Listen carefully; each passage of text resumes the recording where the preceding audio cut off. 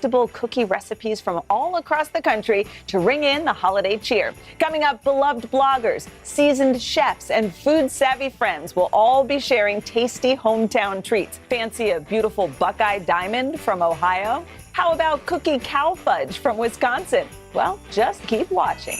Over the next 4 hours, we are going coast to coast, starting in the Northeast. Then we'll head over to the South. Then over to the Midwest, the Southwest, and finally the West Coast. We have an amazing lineup for you today. Celebrity chefs like Duff Goldman and Christina Tosi will be joining us. And you don't want to miss special recipes from Layla Ali and Martina McBride. Plus, a few members of the Today family, including yours truly, will be sharing our favorite cookies to make this time of year. Throughout the show, look for this QR code that will appear at the bottom of your screen for recipes and more information on how you can give back this season. Feeding America, the country's largest network of food banks, is working to fight food insecurity. During this special, scan your smartphone here to find out how you can volunteer or donate to help local food banks fill plates and hearts this holiday season.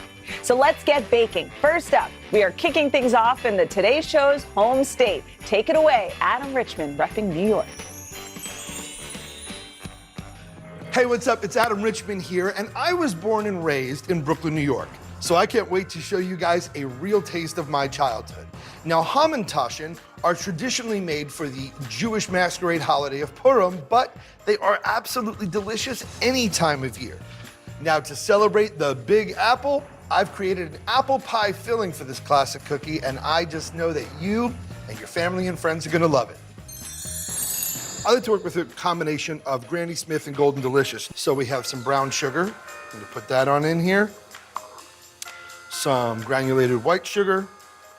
And we have the confectioner's sugar. So like every good apple pie filling, we're going to add a little bit of lemon juice, a little bit of vanilla, and apple pie spice. And of course, we're gonna add some cornstarch. We wanna make sure that there's no lumps of dry ingredients or there's some, well, pardon me, but kind of naked apples. So now we're gonna cook this all down and make a nice, ooey gooey, sweet and sticky apple pie filling for the center of our hamantaschen. But we don't wanna put this directly into the pan because it'll burn, especially with all that sugar. So that little bit of fat is gonna help coat the pan, and also, you know, everything's better with butter. Make sure it coats the whole bottom of the pan. And essentially, we want it to be close to almost like a caramel apple you get at the fair. And you see how it moves all together? As we say in Brooklyn, bing bang. This is what we're looking for. Take it off the heat. Oh man, it smells like a Norman Rockwell painting makes you feel. First off, we have some cubes of chilled butter. It's gonna create a beautiful color, beautiful smell, and a real great richness and flakiness to the dough itself. So we have 2.5 cups of flour. To that, we're going to add some confectioner's sugar. We're gonna add baking powder, not baking soda. And then of course, we're gonna keep that theme going with those wonderful warm spices. Anyway, we're gonna throw in 2 pinches of salt right into the dough. And then we want to add about a teaspoon of orange zest. My grandma, my great aunt used to add orange juice. Remember, you don't want to go down to what's called the pith, which is the white layer. We want that top orange layer, which has all of the real essential oils that go into an orange. Let's go over to the food processor. So we have our butter, we have some brown sugar. We're gonna pulse this together till it has the consistency of almost sand, like clumpy sand. To that, we're going to add a little bit of vanilla extract and 2 eggs. We're gonna pulse it again. So now we've combined the wet, we're gonna slowly add in a little bit of that dry. Now, if you have a big work surface at home, you can actually put flour on it, and you want to work as quickly as you can while it's cold. And you want to roll this dough out till it's about 1/8 of an inch thick. So outside in, you want to work in all the different directions.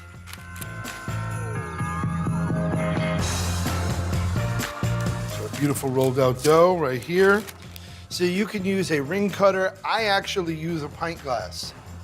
Take it, give it a little bit of a twist. And there you go. Have it. Put it right here onto our sheet pan. There you go. So we're gonna take a dollop of this filling. Don't overfill. I can't stress this enough. You want it to be like a little bit of a burst of flavor.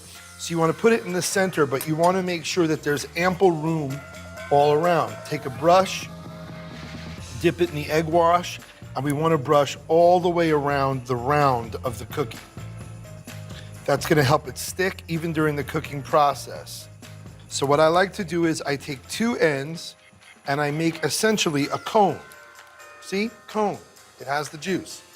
So I take this. Now we have this sort of fan shape. I bring these up, give it a pinch, and there's the Hamantash. And then we want to go back in with the egg wash and really get on those folds first and foremost. And there's your Hamantash.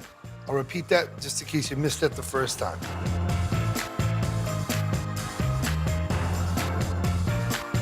All right, these are stuffed, these are folded. Throw them into a 375-degree oven for 10 to 12 minutes till they're golden brown. Here they are, fresh, golden, and delicious. Apple pie Hamantaschen representing New York. I dressed for the occasion, representing my Junicorn roots.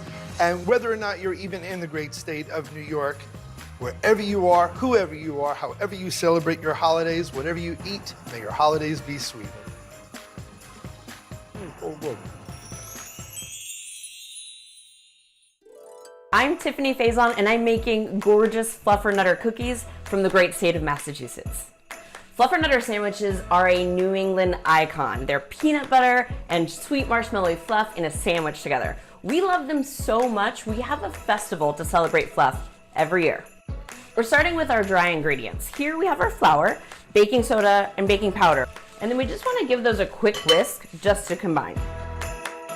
Now that we have our dries mixed, we are gonna head to Buttertown. So it starts with about 2 cups of butter. This is room temperature butter. Pretty important that it is room temperature. We're gonna add the other butter, the peanut butter. So can't have a Fluffernutter sandwich without peanut butter. Throw this in here. It's gonna get a little gooey and a little messy. Guys, it's cookie time, it's the holidays. Nothing to get concerned about.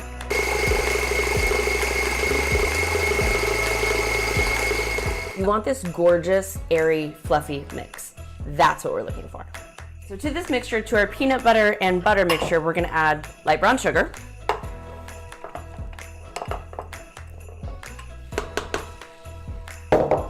And granulated sugar.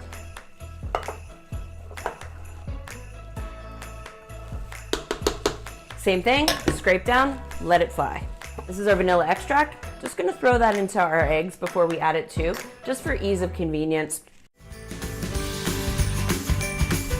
Okay, so to our mixture of peanut butter, butter, sugar, eggs, and vanilla, we're now gonna slowly add our dries. Let's get our oats in there. You don't have to be precious with them. They'll stand up to a good mixing. So now the fun part. We are going to scoop our cookie dough onto our sheet tray. We want them big because we're gonna pipe some fluff into our peanut butter cookie. It's gonna be gorgeous. So this is, for me, this is like a perfect holiday cookie. And I'd be remiss to tell you that I wait to the holidays to make this cookie. We start in Massachusetts the minute the leaves hit the ground. There's pumpkin and apple everything around here. So I start making pumpkin breads and I start making apple butter. It's just reminds me of why I choose to live here. So we have our cookie scooped. What we're gonna do is just take our scooper and make a little indention. Just use the back side of it. It's gonna stick a little bit. Don't worry about it. Cookies are never meant to be perfect. Just like people. So to this, we have our fluff. Fluff is super versatile. We use this for everything. We fix cars, we, spackle houses, we eat it. Just kidding. So just a little scoop of fluff in the middle, about 1/4 of the total Fluffernutter cookie. Just gonna pipe that in. And you could bake it just like this. You're just gonna have a fluff center. I'm gonna go ahead and just scoop the cookie around the fluff to where when it bakes, it sort of all melts together and it's combined when you eat it. So these guys are going in the oven 8 to 10 minutes, 325 degrees. You can rotate the pan halfway through, make sure that they're cooked GBD, golden brown delicious, really consistently all the way through. It smells incredible in here. It smells like peanut buttery, nutty, buttery goodness. These are gorgeous. The biggest problem with these is their disappearing act that they pull. They're crispy on the outside, chewy and fluffy on the inside. Look at that, so good. It's like the fluff equivalent of a cheese pull in a cookie. You guys have to make these cookies. They really are straight from the heart of Massachusetts. One of my favorite holiday treats. Oh my God, so good. Hi everyone, I'm Zoe Francois, the host of Zoe Baked, and I'm representing the beautiful state of Vermont. Today I'm sharing a recipe inspired by the flavors of this beautiful state, my Vermont maple raisin holiday cookies. They're chewy and sweet from the raisins with a maple glaze, and they're absolutely perfect for holiday baking. So let's get started. To start my cookies, I'm gonna make a really simple dough. It's a very soft, sticky dough, so once you make it, you wanna wrap it up into a packet and refrigerate it for at least an hour. Once it's chilled, I'm gonna roll it on a silicone mat. I am gonna dust the sill pat with just a tiny bit of flour to prevent it from sticking. I'm gonna take my dough, put it right on top, and then I'm gonna put the plastic right back on top of the dough so that the dough won't stick to my rolling pin. I'm gonna roll this out to a 9 by 11 rectangle.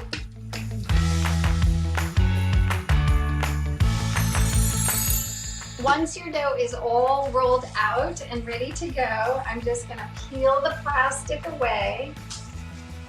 And then I'm gonna cover it with my chopped up raisins, but you can also use craisins or any dried fruit you want. I'm gonna put that onto half of the dough. And then I'm gonna fold the other half over the raisins. I'm gonna do the exact same thing. It's okay if those raisins poke through. In fact, you really want them to. It's part of the look, and also then you know that it's thin enough. I have a sheet pan that's covered in parchment paper. I'm gonna use my little Christmas tree cookie cutter, and I'm going to cut out my cookies.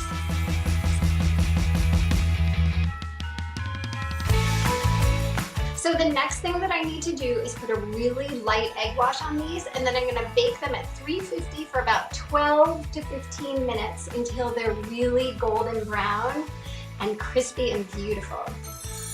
My cookies are totally cooled, and now I'm gonna add the best part, the maple glaze. You want it to be thick enough that it's gonna cling to the cookie, but thin enough that I can just drizzle it.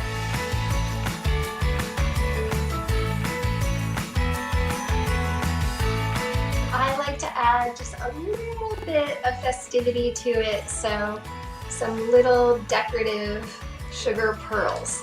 It just makes them a little more holiday. And that's it.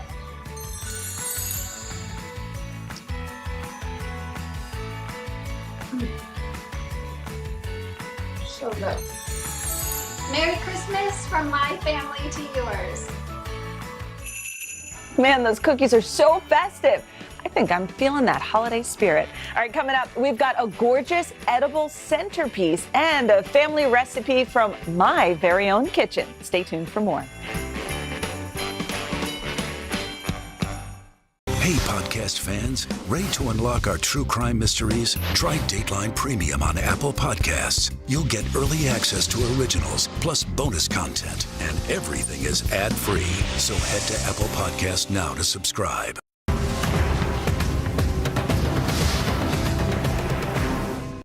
You get one beautiful life to live.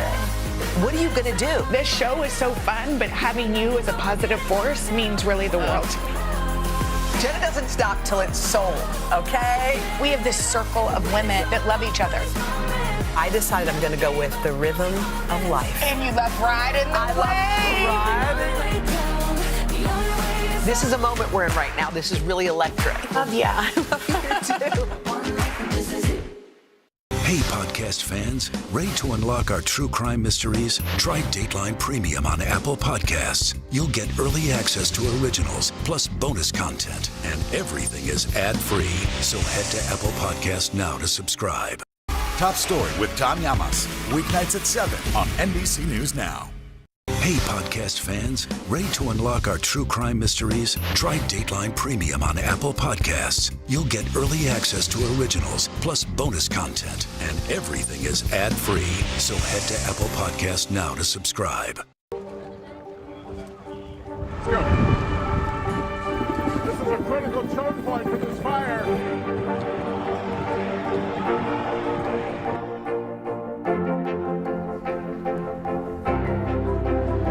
And good evening from New Orleans. Nice to really spend some time with you. I appreciate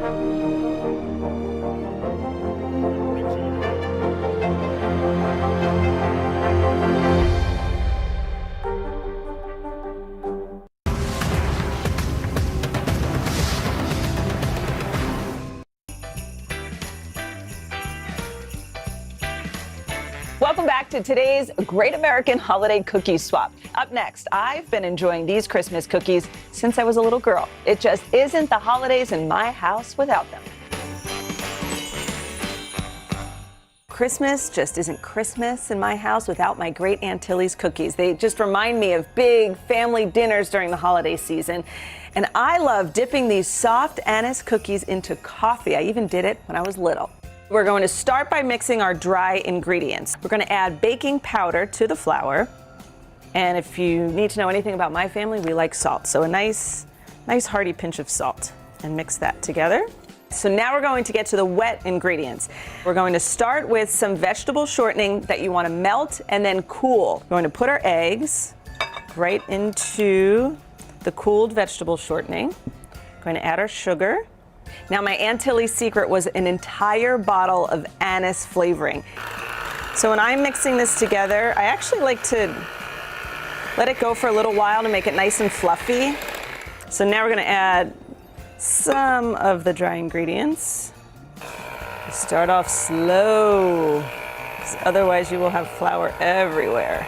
I'm just going to scrape this down, and then we can mix it by hand. This is where Calvin asked, can I lick the beaters? I know you're not really supposed to be doing it, but it was always the thing your mom let you do. And now looking back, it's like, well, it keeps them quiet for a few minutes. So like, here you go, have fun with that. So at this point, you can kind of make whatever size cookies you want, small, large. My Aunt Tilly actually used to get so sick of making cookies. She would make them into a nice log, and then after they baked, she would slice them. So we always had sliced cookies instead of, like little round cookies. So when you put these on the tray, you don't have to worry about them spreading like some cookies do. These more or less rise. So our cookies have come out of the oven. We let them cool because you don't want to put the icing on top of the hot cookies. But I want to just show you the color. On the top, you want them to still look sort of doughy. So now we're going to make the icing, which is probably the most stressful thing I do all year, because you have to get the texture of the icing just right. So we have confectioner's sugar in here. Again, start off slow, like just put a little bit of water. Once it starts to loosen up though, it goes pretty quickly. All right, so once we have this here, we're gonna take our cookie, just turn it upside down, and give it a nice little squish on the top. I usually do 2 before I put some sprinkles on, because once it starts to harden up, the sprinkles don't stick as much. When it comes to sprinkles, only use these sprinkles. This is all my Aunt Tilly would use. This is all you're allowed to use. They're hard to find. They're nonpareils in multicolors. And then you just sprinkle them on top. And here they are, my great Aunt Tilly's Christmas cookies. Aren't they pretty? Happy holidays from my family to yours. Hey everyone, my name is Elijah Milligan. I lived in Philadelphia my entire life, and I'm a die-hard fan of everything Philadelphia sports. Today's cookies inspired by our Philadelphia Phillies, who had a phenomenal season and really made our city proud. So today's cookie is going to be our Phillies Red October Red Velvet Cookies. This cookie combines our iconic Phillies colors, and it will make any holiday table look great, and the flavor is out of this world. So first thing first, we're going to mix all of our dry ingredients. So we have our AP flour, We have our cocoa powder, baking soda, and sea salt. We're just going to give this a little whisk. Next step, we're going to cream our butter and sugar. We're just going to add room temp butter and sugar to the stand mixer and beat it for about 5 minutes until light and fluffy. We're just going to go on medium speed. I think 4 should do the trick. Now we're going to add 1 egg and we're going to scrape down the sides of the bowl as well. And then we're going to turn this back on at low speed. We're going to add our vanilla extract, our buttermilk, and then our red food coloring as well. So we're going to mix this until combined. Look at this bright, beautiful color. Reminds me of Christmas. Reminds me of the Phillies making it all the way to the World Series. So next we're going to mix the dried ingredients. I want to let this go till it's fully incorporated. Oh, these look awesome. All right, this looks ready to go. So we're going to turn this off, scraping the extra off of our paddle. Then we're going to fold in our chocolate chips. Oh, this looks really fun. Make sure those are nicely incorporated. Oh, a little bit extra. This red, man. This is Christmas. This is Phillies. All in one bite. So have a tray ready to go with some parchment. We're just going to scoop these with a 1 ounce scoop, leaving a little bit of space in between. So they are going to spread. Next up, we're going to lightly press down on each mound. And that's just going to flatten it slightly. They don't have to be perfect. You want a little rustic shape to these. So next up, we're going to bake these off at 350, and that should take about 12 minutes. All right, so these have cooled completely. I've already started putting some powdered sugar on these. It just smells so good in here. These look nice and festive. Delicious, warm. Tastes like Christmas.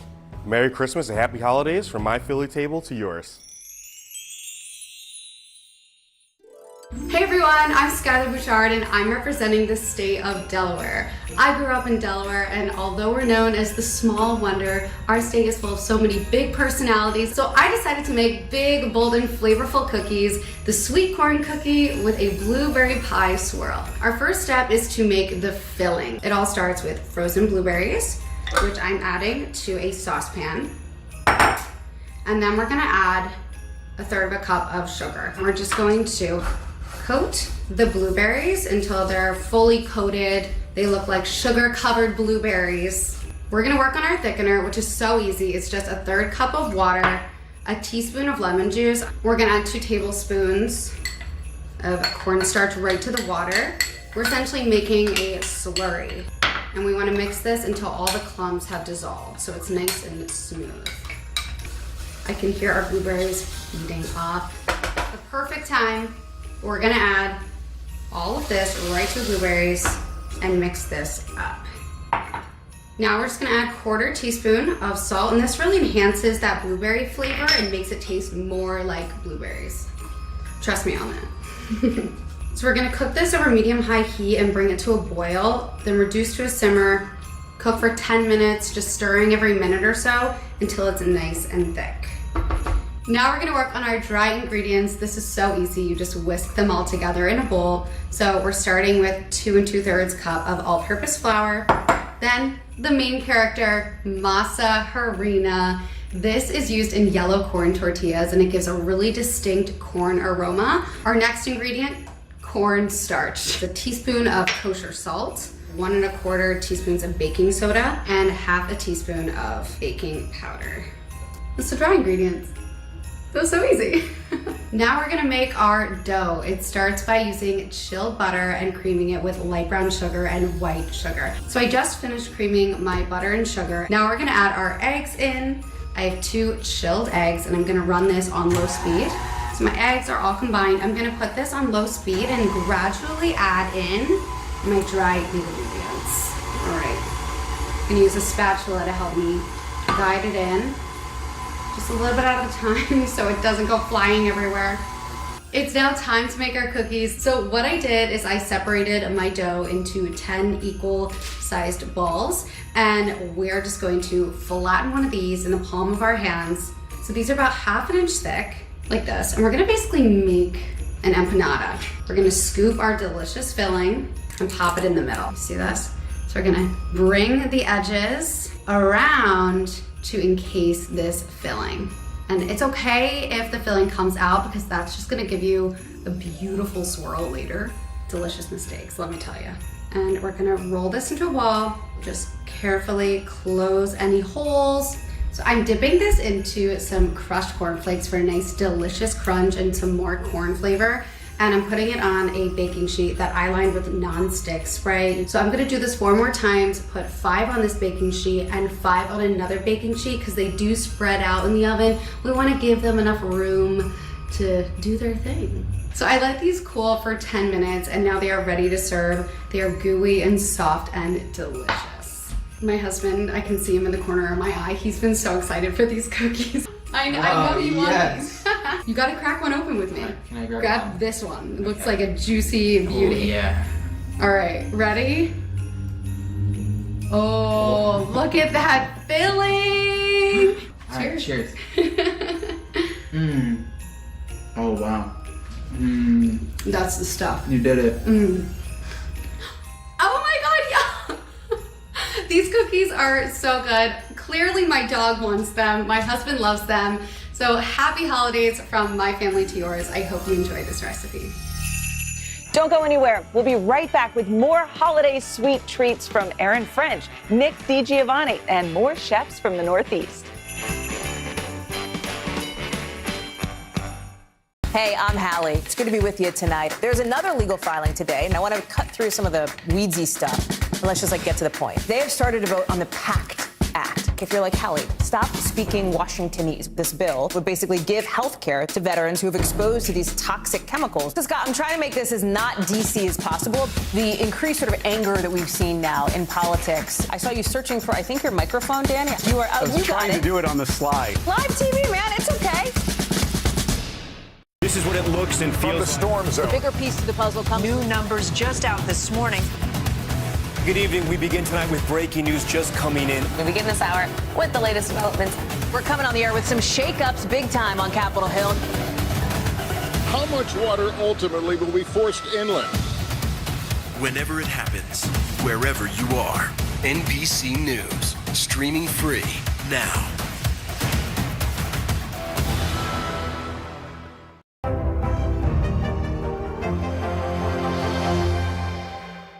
You get one beautiful life to live. Jenna doesn't stop till it's sold. We have this circle of women that love each other.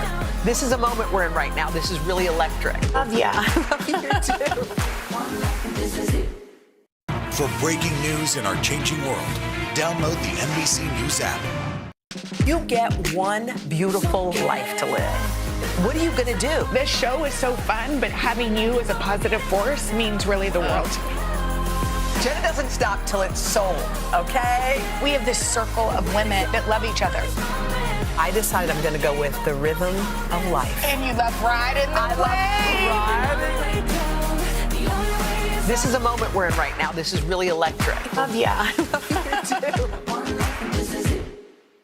Top Story with Tom Llamas. Weeknights at 7 on NBC News Now.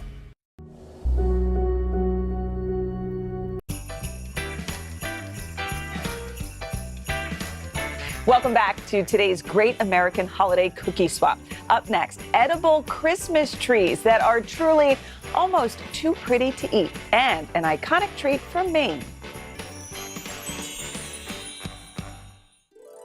Hi everyone, I'm John Cannell, founder of Preppy Kitchen, and there is nothing better than Christmas in Connecticut. From the picturesque decorations around town to snowy walks, it's a wonderful place to celebrate the holidays. One of my favorite traditions is decorating our tree as a family, so today I'm making nutmeg Christmas cookie trees. I love a show-stopping centerpiece, and this edible one is actually surprisingly easy to make.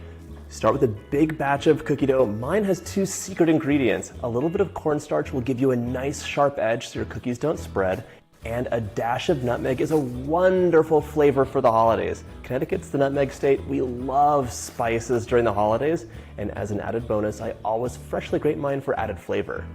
I'm rolling my dough out to about 1/4 of an inch. Our cookies should have a nice structure so they don't fall apart when we stack them. Once your dough's rolled out, it's time to cut your star shapes. We're gonna stack these up at the end. We're gonna transfer these onto a parchment-lined baking sheet. They just need a little bit of space in between each cookie. They don't spread that much. The bottom layers are really big, so you will be re-rolling all the scraps. If you wanna have extra height and drama, you're gonna wanna cut extra cookies to place in between each level. They're gonna be hidden, so they're gonna be smaller shapes, but they're just gonna lift your cookie tree up and make it look that much more realistic. My stars are all cut out. It's time to bake them 375 for about 12 minutes or until they're just taking on a golden color at the edge. Our cookies are baked and cooled golden brown underneath, so it's time to grab a cake plate and assemble them. I mixed up a big batch of buttercream. This has vanilla and nutmeg in it as well. It's a lovely combination of flavors. And for the green, I just used some green food coloring. We don't want this to move around a lot, so add a dollop of buttercream underneath. That's our glue. We're gonna add more buttercream. It's gonna add as our glue and hold everything together. You can use an offset spatula or any other tool you enjoy just to smooth things out so you have a nice flat layer of buttercream. Now we're gonna use a number 30 star tip. You could use any smaller star tip that you have hanging around. It's just gonna give you some texture and make it look like our tree is a little bit more realistic. Little dollops all over the surface of everything you see. Don't worry about the spacer, just the parts that are sticking out. And if it doesn't look perfect, it's totally okay. We're gonna cover this in Christmas ornaments, a little bit of snow, and you're not gonna be able to see any details. Time for the next layer. Just add some buttercream on top of your spacer, pop the next layer on, and repeat. Our tree is complete, but it's a little bit bare, so it's time to decorate it up to the hilt. We want all the ornaments on here, snow, and of course, a big golden star for the top. I like to start off with a light dusting of snow. We can always add more later, but it's so satisfying and it really makes it come to life. For the decorations, you have so many choices. I happen to have some jumbo sprinkles. They also sell like little chocolate candy covered spheres that you could use. You can make them out of marzipan or anything else. This Christmas tree looks nice, but it's definitely missing a star. So set this aside for just a moment and we're gonna grab some gold luster dust and another cookie. 1 star for the top. I'm gonna brush it with a little bit of glaze. You want a very thin coating just to make it sticky so it grabs the gold luster dust. Place your star on top and you're ready to celebrate the holidays. I made an extra one to try out. Merry Christmas and Happy Holidays.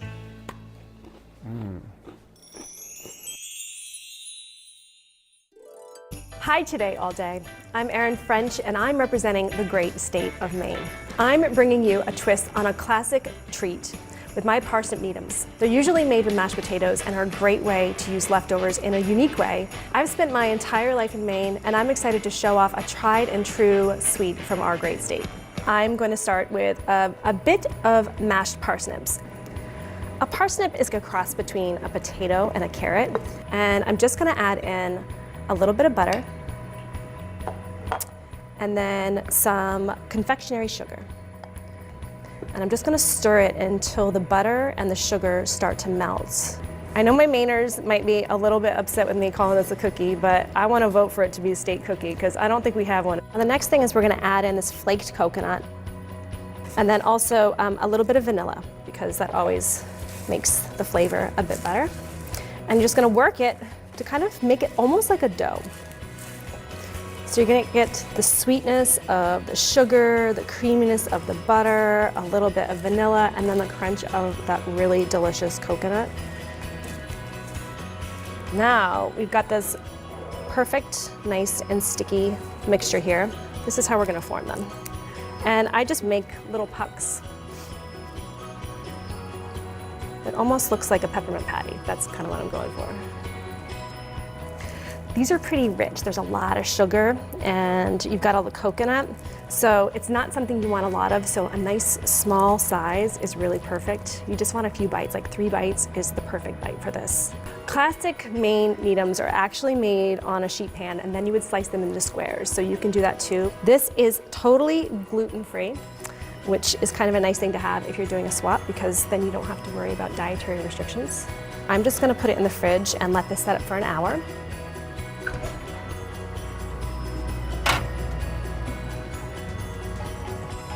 We have a little bit of melted chocolate with some coconut oil. We go ahead and dunk them in. Move them around a little bit so they get nice and coated. And I'm just going to carry on and finish the rest of them. And after they set for a second, you can sprinkle them with some salt. I'm making sure that I get both sides because I want chocolate on both sides so you get that perfect bite every time you bite into one. I'm going to sprinkle them with a little bit of Maldon salt.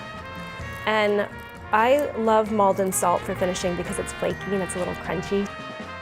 Once your chocolate's set, you're just ready to plate and share. These remind me of the holidays because they always felt like a special treat when I was a girl. If I got to get one off the counter at the convenience store, it felt special. So if I'm thinking about holidays and I'm thinking about something that tastes like Maine, this is it for me. Merry Christmas and enjoy.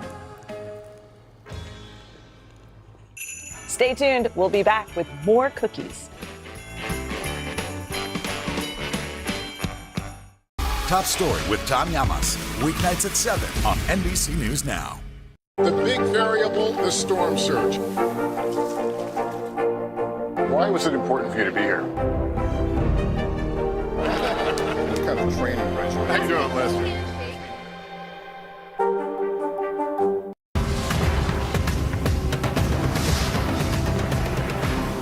Today is now a podcast available every morning. Listen wherever you get your podcasts.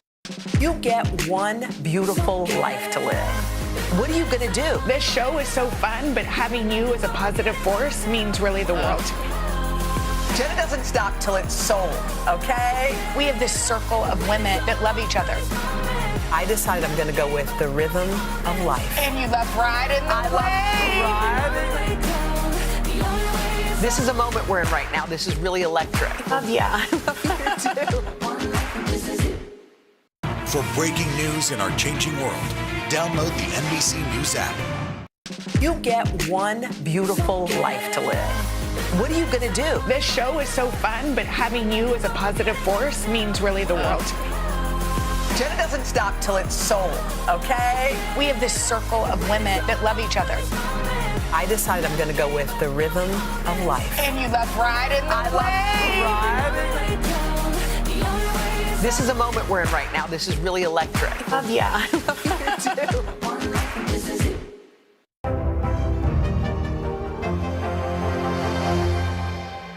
Today is now a podcast available every morning. Listen wherever you get your podcasts. Hey, podcast fans, ready to unlock our true crime mysteries? Try Dateline Premium on Apple Podcasts. You'll get early access to originals, plus bonus content, and everything is ad-free. So head to Apple Podcasts now to subscribe.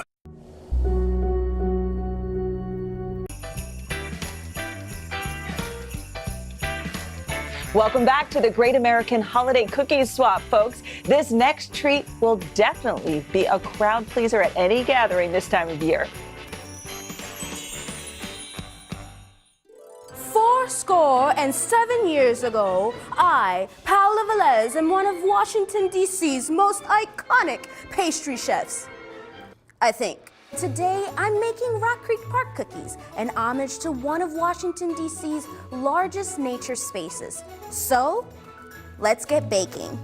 The first thing that I'm going to do is brown my butter. But it's not brown butter per se, it's like toasty butter. Once you start smelling it, and once you start seeing, your butter is done. So this toasted butter is what makes my cookies fluffy because it still has a little bit of that moisture.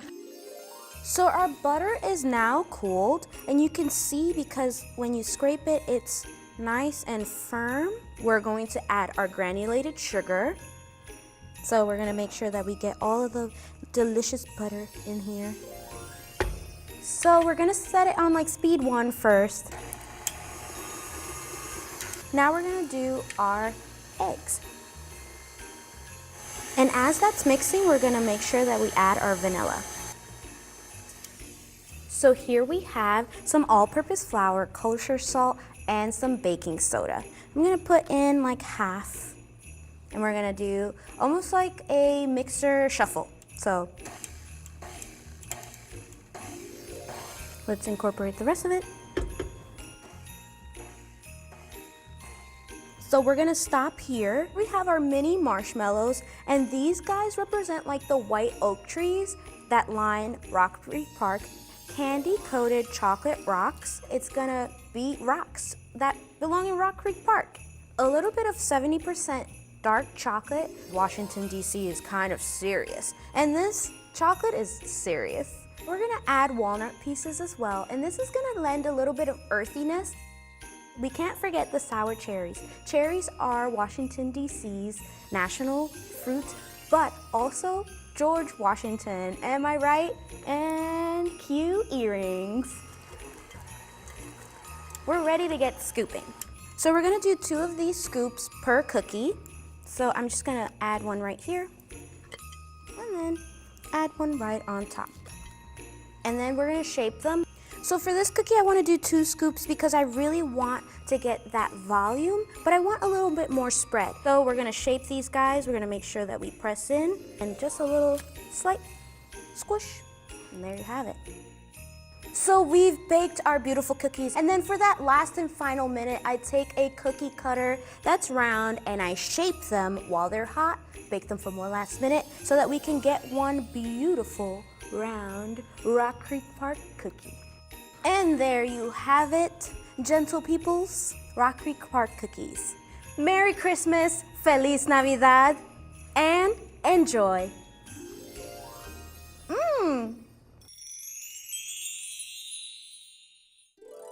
Hi everybody, my name is John Bawadi. I'm the chef and owner of Bearded Baking Company, and I am representing New Hampshire, the beautiful state that I was born and raised. To me, there's nothing better than a crisp fall night, roasting marshmallows, making s'mores by the bonfire. So today, I'm making campfire cookies inspired by those good times. These cookies are ooey, gooey, and delicious. They embody everything that I love about New Hampshire. So let's get started. We're gonna prep up all of our ingredients. So, to begin, we will add all of our dries into one mixing bowl. Next, we will cream our sugar and butter together.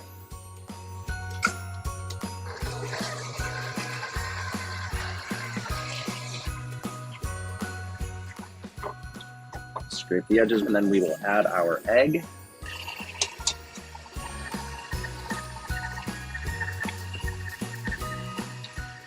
And then we'll add our 1 teaspoon of vanilla. I have a half teaspoon here, so we'll add 2 of those. Okay, and we'll mix that until it's just incorporated, and then we will add our dry ingredients.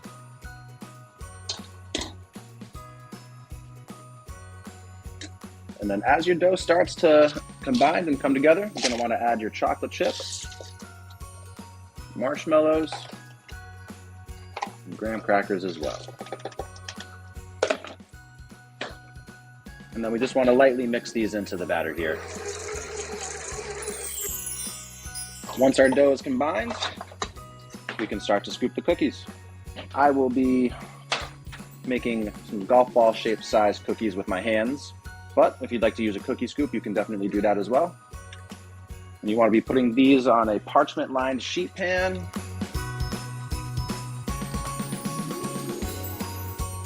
All right. Once we have our cookies rolled out, we can start to add some additional chunks of graham crackers and chocolate chips and marshmallows as well. Once your cookies are prepared, we're ready to go into the oven at 350 for about 10 minutes. After about 10 to 13 minutes, you're looking for the chocolate to melt, those marshmallows to be golden brown and nice and ooey and gooey, and your cookies are done. Merry Christmas and happy holidays. Hey, I'm Nick DiGiovanni, and today I'm representing my home state of Rhode Island. I learned my love for biscotti through my great-grandmother, Noni, who immigrated from Italy. And today I've created my own spin, a brown butter almond biscotti, which I'm gonna show you how to make right now. So first we're gonna start out by making our dough, and for that I'm gonna begin with a large bowl, and then into that bowl go in with some brown butter. One of my favorite ingredients in all of food and cooking. You really have to make sure you scrape out all those really tasty milk solid bits, because that's what gives you the real flavor of brown butter. Now into this bowl, I'm gonna go in with some vegetable oil. The traditional way of making biscotti actually only uses eggs, but it's changed a lot over the years, and even my great-grandmother would say that there is no set way to make biscotti. Into this bowl, I'm gonna add a little bit of brown sugar and then add in our white sugar as well. And we're gonna go ahead and mix all of this together. As a kid, I'd always eat about half the mixture before we added in the rest of the ingredients. At this point, we're gonna go ahead and add in 3 eggs, but we wanna do them one at a time. I've been practicing my one-handed egg crack for many years now. Not necessarily for speed, it's more just a nice little trick to have up your sleeve. After this is well combined, I'm gonna go ahead and add in a little splash of vanilla extract. I have a homemade bottle of vanilla extract that I've been working with for a little over 2 years now. And then just a little splash of almond extract to give it that almond flavor that we're looking for in this biscotti. But you can really flavor yours however you like. Stir that up until combined.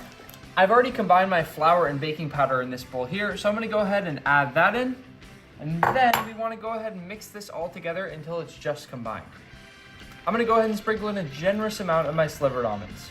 You can put as many or as little as you want.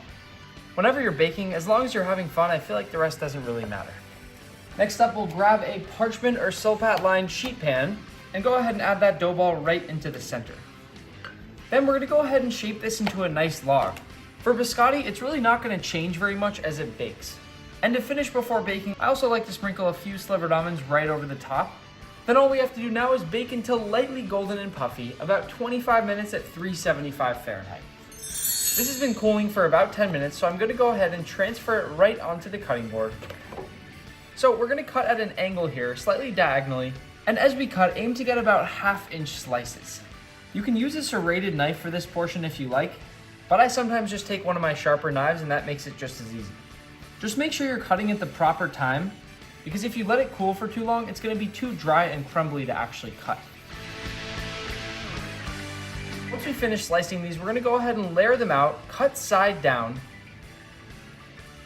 and you can use the very same parchment or sheet that you used to bake them the first time. Just make sure as you lay them out that you're leaving some space between each of them. All right, my favorite part. Once the biscotti have finished baking, I've let them cool, they've hardened, so it's time to see what they taste like. Oh my God.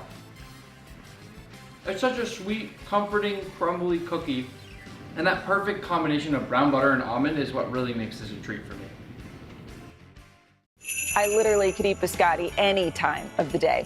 All right, we'll be back soon with more holiday cookies from Layla Ali, Duff Goldman, and our very own Craig Melvin, making a twist on his mother's signature oatmeal raisin cookie. For breaking news in our changing world, download the NBC News app. You get one beautiful life to live. Jenna doesn't stop till it's sold. We have this circle of women that love each other.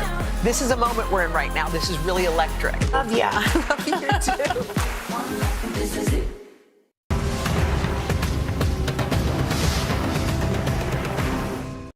You get one beautiful life to live. Jenna doesn't stop till it's sold. We have this circle of women that love each other. This is a moment we're in right now. This is really electric. Love ya. Love you too. This is it. Top Story with Tom Llamas. Weeknights at 7 on NBC News Now.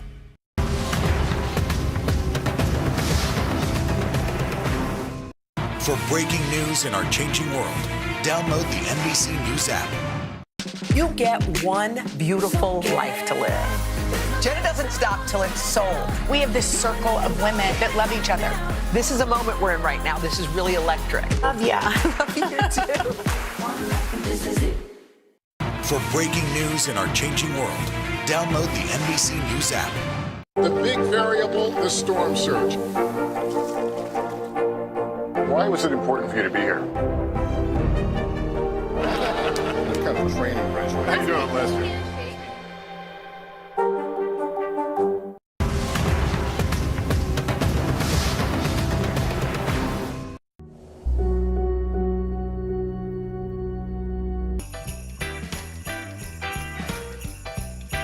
Welcome back to the Great American Holiday Cookie Swap. The Northeast definitely brought the sweet holiday spirit. So let's see if our next region is ready to impress. We are headed south from Virginia to Kentucky, Florida to Louisiana. We are about to cover a huge portion of our country. Look out for cake guru Duff Goldman and our own Craig Melvin coming up soon. But let's kick things off with a true legend, Layla Ali, with a sweet tribute to her father.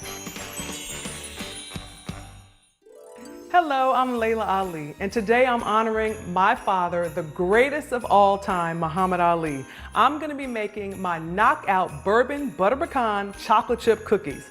So I'm gonna show you how to be the champion of the holiday cookie swap. You ready to get started? All right, so first we're gonna start with our dry ingredients. I have some 1-to-1 gluten-free all-purpose flour, and I'm going to add some baking soda. We're just gonna mix these together until combined. And now I'm gonna head over to the stove and make my bourbon butter pecan mixture.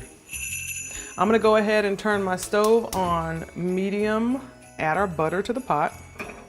Let that start melting down. Putting the pecans in the pan like this, give them a chance to get infused with that brown sugar and that bourbon and that butter. And I'm telling you, all of these steps really make a difference as you're layering on the flavor of this cookie. Kentucky is known for their bourbon, so I had to make sure I included it in this cookie recipe. So my father actually didn't drink alcohol. So if I was making these cookies for him specifically, I probably wouldn't use the bourbon, or I would use bourbon flavoring. It does cook off once you put it to the heat, and then of course we're gonna put these cookies in the oven. But, you know, it's Dad, so I would make them his way. I'm gonna go ahead and let this cool for about 10 to 15 minutes. So now I'm gonna go ahead and start making the batter. So the first thing that I'm gonna do is I'm gonna add this room temperature butter into my bowl. And then I'm gonna add the butter mixture. Butter on butter. And then I'm going to add my brown sugar, granulated sugar. Go ahead and give this a mix. And now we're gonna go ahead and add 2 eggs, some vanilla extract. And this batter is coming together really nicely. So now I'm gonna go ahead and fold in these dry ingredients. This cookie dough really start to form. Add our chocolate chips. I like to add a mix of milk chocolate and semi-sweet chocolate. So when I said that this recipe was inspired by one of my father's favorite treats, it's because he loved a good chocolate chip cookie. I can remember coming to visit him when he used to come in town, and we'd come to the hotel and they'd be ordering room service, and there were always cookies on the tray. Cookies and milk were some of my father's favorite treats. And now for the fun part, we're gonna go ahead and form our cookies. So what I like to do is just take a regular kitchen spoon and roll them into balls. And then I actually like to flatten them. Just standing here making these cookies brings back so many memories of my father. It's funny because there's so many ways that we are alike. I didn't want to embrace the butterfly and the bee, you know, with my father's famous saying, float like a butterfly, sting like a bee. But now that he's not here, I'm always trying to find ways to incorporate him into my life, even down to the butterfly logo. All right, so these cookies are done and ready to go in the oven. These cookies smell so good. And I know if my father was here to eat one, he would totally want 2 scoops of vanilla ice cream to go with this. So it would be cookies a la mode for him. In fact, I like the size of this cookie because you can totally make an ice cream sandwich with them. These are my knockout bourbon butter pecan chocolate chip cookies. Try them because I know you're gonna love them. Up next, more sweet treats from the South. Hey, what's up, everybody? I'm Duff Goldman, and I have been operating Charm City Cakes out of Baltimore, Maryland since 2002. And today I am demoing a cookie from Baltimore that's been around for over 100 years. So a burger cookie is like, it's kind of somewhere in between a cookie and a cake, and it is piled high with frosting. So let's get started. The first thing we have to do is make the actual cookie. So what I'm gonna do is cream together some butter and some sugar. So here is 5.5 tablespoons of butter, and here's the sugar. A little bit of salt. always a little bit of salt. So turn the mixer on. I'm gonna start it slow, so I don't wanna make a big mess. And then once it gets going, I can really like speed it up. I have a screen. You can use any kind of mesh strainer. I'm just gonna dump my flour in here and my baking powder. Isn't that satisfying? Turn the mixer back on. And I'm gonna add about half the flour. I have an egg and some vanilla. So now I'm gonna add about half of that liquid. As much as you can, I mean, it's an egg. Now, I'm gonna add the other half of the flour. And then, the rest of the egg mixture. So I have a cookie scoop here. This is like 1.5 inches, 1.25 inches, something like that. I'm gonna scoop some of the batter, then make sure you scrape it on the side of the bowl and really make sure that it gets flat on one side. Drop it onto the paper, just like that. So now what I like to do is once I have the cookies scooped out, I like to clean them up a little bit. So I put a little bit of water on my fingers. And then any sort of like little thing that's sticking out, just kind of pat it back down like that. So these are gonna go in the oven at 400 degrees on the middle rack for like 7 to 10 minutes or so. You wanna bake these until you just start to see a little bit of color right near the tray. So this is my chocolate frosting. It's just chocolate, cream, salt, a little bit of corn syrup, melted on the stove, and now I'm just gonna add powdered sugar to it. And just spread just a tiny bit. You don't need a lot. Just spread some on the flat side of the cookie. And then we're gonna let that dry. Okay, there we go. So now we're gonna let these cookies cool. Then we're gonna let this frosting cool. And then we're gonna really add the correct amount of frosting. So now you're gonna put a ridiculous amount of frosting on it. That's, for me, what really makes burger cookies amazing is how much of the pretty sweet frosting. Sprinkle on top like that, but you can also just dunk it in there, which is pretty amazing. All right, well, I got my whole family here and it is time to eat some cookies. Are you ready? Here you go. That one has the most frosting. Oh, that's for mommy. That's for mommy. A baby wants a cookie. You're welcome. Can I have a bite? Have a sweet holiday season. It's time to dig in. All right, the oven is warm and we've got more chefs ready to show off their signature holiday cookies. Stick around. For breaking news in our changing world, download the NBC News app.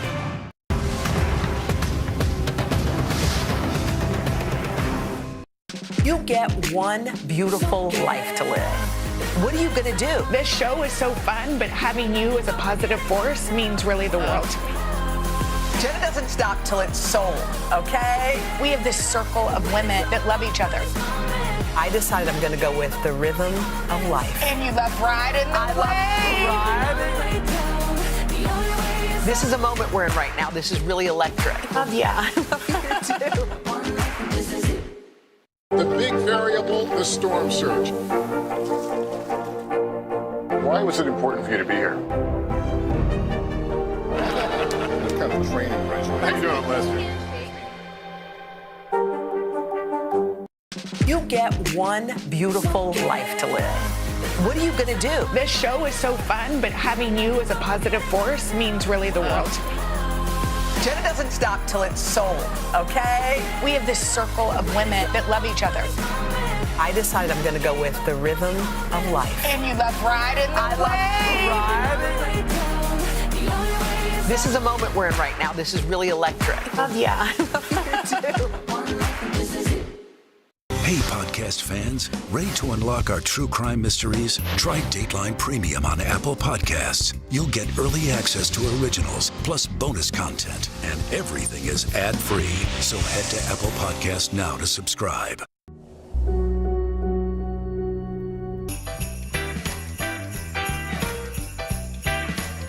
Welcome back to the first ever Great American Holiday Cookie Swap. We are kicking off hour number 2 of our marathon with even more amazing chefs from the South. Coming up, we've got not one, but 2 unique thumbprint cookie recipes, a cookie with candied bacon, and a portable peach cobbler. Throughout the show, look for this QR code. It's at the bottom of your screen for recipes and more information on how you can give back this season. Feeding America, the country's largest network of food banks, is working to fight food insecurity. Scan your smartphone here to find out how you can donate to help fill plates and hearts this holiday season. Now, first up this hour, our very own Craig Melvin is sharing a special treat he's been enjoying for years. Hello, everyone. Craig Melvin here with my wife, Lindsay, my son, Delano, my daughter, Sybil. Many of you know that I'm a proud son of the great state of South Carolina, so we are going to pay tribute to my state and my family by making my mother's oatmeal raisin cookies, but we're going to add a treat to make it especially southern. We're going to add pecans, or as you say, pecans. Let's do it, family. Lindsay's going to start us off. She's our baking leader. All right, so the first thing is you start with a bowl, a big glass bowl, and you put in 1 cup of all-purpose flour. You want to add that one in. Now, you add 2 teaspoons of baking soda and a half teaspoon of salt, and then you whisk that together. Oh, can I whisk Go it? for it, but please just Slowly, slowly, be gentle. Now, we go to another large bowl with 1 stick of butter. You add your brown sugar, 1 cup of brown sugar. Fun fact, that was my nickname in high school. It was. Brown. It all comes back to brown sugar. Why'd they call you brown So you put the brown sugar in there. Put that in there, Seth. Daddy, this time. A half cup of sugar to the brown sugar. And now you mix. But you gotta hold it down, son. You gotta get in there. That's how you do it. No, you're not licking anything here. We're making these cookies. You ready for your vanilla? A little vanilla, 2 eggs. There you go. Okay. You know what? You will make that work. Sometimes it happens. Sometimes it happens. Well, I got the egg yolk. you got the yolk in. That's okay. But for you at home, you want 2 full eggs. So this does actually kind of remind me of what it was like making cookies at home when I was a little boy, because it was just as much of a disaster as this is. However, when the cookies were done, they magically were edible and tasty. Now it's time, kids, to add the dry ingredients. Let's add the dry ingredients. Gradually, mix, mix, mix, mix. Sibby, you're doing a great job with the mixer. Yeah, much better with the mixer than the egg. Then me? No, never, son, never. I am better at you. Equal. Now, after you've got that mixed together, we're going to add the oats. It's 3 cups of oats. There you go. There you go. And then we're going to put 3/4 cup raisins and some chopped pecan. So where I'm from, it's pecan. Where I'm from, it's pecan, but also I say aunt and you say aunt. That's true. So I think that, and also just a note, if you want these cookies without pecans or pecans, it would be very tasty. Yes, if you have a nut allergy, you leave out the pecans. This actually does bring back memories, because looking at the batter here, that's exactly what I used to do. I used to taste a little bit of the batter, just a smidge. And my mom would only make these actually around the holidays. Like, you didn't get these like in the middle of summer. This was a special holiday treat. So this is nice. I'm glad. The way to do this is you take a teaspoon and you spoon them out, and you want to make sure to put it about 2 inches apart from one another on the parchment paper. These are a little rough around the edges. The balls don't have to be perfect. No cookie should be perfect. You guys doing a great job. Great job, team. High five, girl. A fist pump, girl. Oh, look at that. The oatmeal raisin on the nose. Ha ha. These are going to go in the oven, 350 for about, we're talking somewhere between 11 and 13 minutes. And the cookies are done. And the cookies are done. Betty Joe's soon-to-be world-famous oatmeal raisin pecan cookies. What's the word, guys? What do we think? How do they? I just need a little milk. Can I go get some milk? Sure, I'll get you some milk. Merry Christmas from our family to yours. Cheers. Cheers. Cheers. Cookie cheers.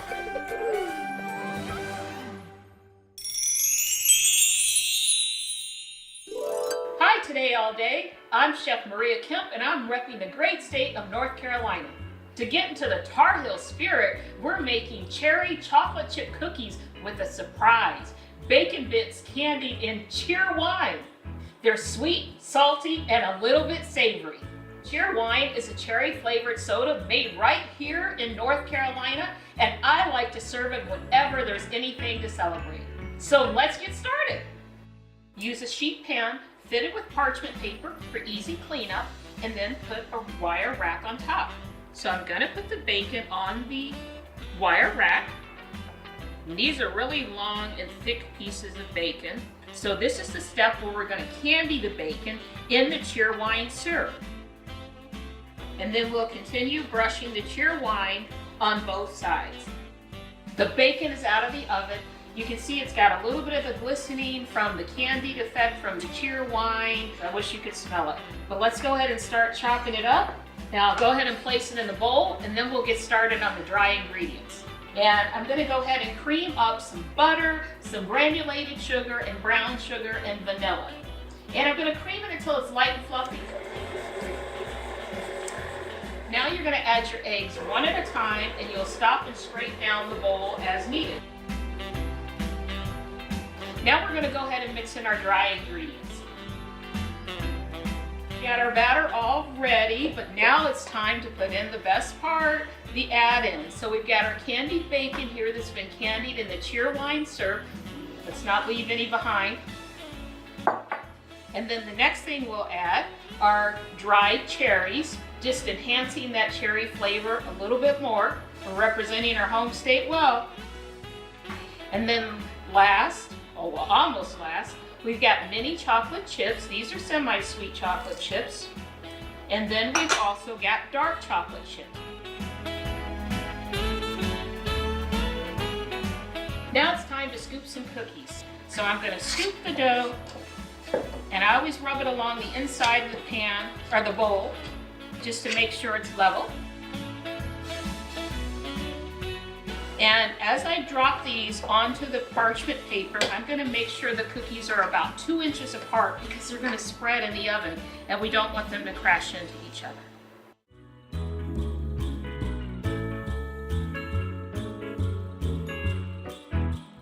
Now you're gonna bake these in the oven at 375 degrees for about 8 to 11 minutes until they're light brown around the edges and have just a little color on top. Now look at when I break it, see that texture? It's a little chewy, and I can see a luscious dry cherry there and the chocolate chips. Oh, and they smell so good. Happy holidays from my family to yours. Hi everyone, Elizabeth High School here. You know I'm representing the great state of Mississippi today. I've lived in Mississippi my entire life, and there are a few things I love more than these chocolate pecan tassies. Growing up, I had pecan trees all over my yard, and this was one of the best ways to use them. Y'all are gonna love this recipe. So we're gonna start with 2 eggs. We're gonna go ahead and get those beaten up, and then we're just gonna add melted butter to it. We're also adding a little bit of cornmeal, a little bit of vanilla, and some salt. Once this is mixed thoroughly, we're gonna hop on over here to our stove. I already have some dark corn syrup in here, and I'm turning this all the way up because what we wanna do is bring this to a nice boil. So we are gonna go all the way up with that, and then we're gonna add some white sugar. We're also gonna add some brown sugar, and honey, then we're gonna add a little bit of bourbon. I wish I had a little bit more, a little shot wouldn't hurt anything right now. You know, that always helps with the holidays, doesn't it? And while this is going, I'm gonna give this one more whisk before we start to temper these eggs. And all that means is we just wanna add a little bit of the boiling sugar to our eggs so that we don't curdle them, okay? So now we are at that boiling point, and you'll see what I'm doing. I'm just gonna add a tiny bit while I'm whisking, okay? We're slowly bringing this up to make sure that those eggs are perfect. Okay, perfect. We'll put that right back there. Give this a nice mix. So this is the consistency that we're looking for. It's almost like thin honey. Now we're gonna put this to the side and I'm gonna get ready to make my dough. So what we've got here, this is a mixture of flour, cream cheese, and butter.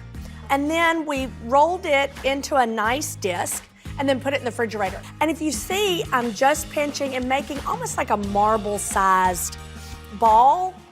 And then what we do is we take our finger, and you wanna make sure that you pull this dough all the way up to the edges. When we add our filling, none of it's gonna seep over the side and you'll have a pretty tassie.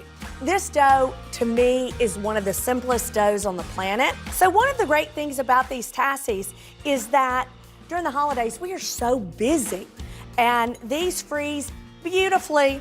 So what we can do is go ahead and make them now, stick them in the freezer. I mean, they'll keep for a month, so you don't have to worry about them all. And honey, you are already ahead of the game. Okay, so here we go, and now we've got this finished. And now to my favorite part, the chocolate and the pecans. I'm gonna start with a few of these chopped pecans. Make sure that they're finely chopped, just because these tassies are so small. You just want these nice, chopped finely pecans. And then we're gonna use mini chocolate chips. And that's also gonna help, because if we were using the big chocolate chips, it won't get mixed that well. Now, this is our filling. Make sure that you don't fill it too much, because this filling does have a little tendency to bubble over. So very carefully add this in. Good. And now we're just gonna top with a few pecans.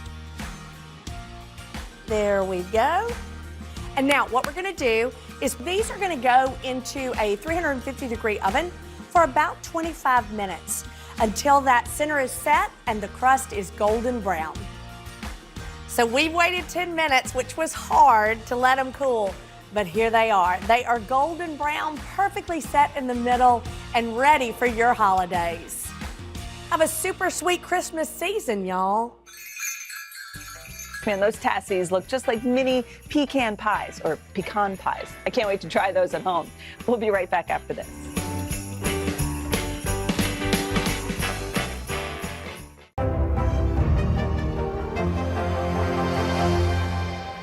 This is what it looks and feels from the storm zone. The bigger piece to the puzzle comes. New numbers just out this morning. Good evening. We begin tonight with breaking news just coming in. We begin this hour with the latest developments. We're coming on the air with some shakeups big time on Capitol Hill. How much water ultimately will be forced inland? Whenever it happens, wherever you are, NBC News, streaming free now. Top Story with Tom Llamas, weeknights at 7 on NBC News Now. Today is now a podcast available every morning. Listen wherever you get your podcasts. For breaking news in our changing world, download the NBC News app. Today is now a podcast available every morning. Listen wherever you get your podcasts. You get one beautiful life to live. What are you gonna do? This show is so fun, but having you as a positive force means really the world to me. Jenna doesn't stop till it's sold, okay? We have this circle of women that love each other. I decided I'm gonna go with the rhythm of life. And you love riding the wave. This is a moment we're in right now. This is really electric. Yeah. I love you too.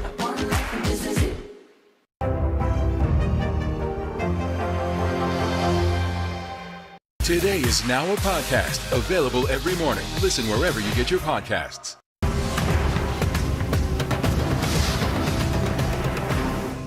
For breaking news in our changing world, download the NBC News app. Today is now a podcast available every morning. Listen wherever you get your podcasts.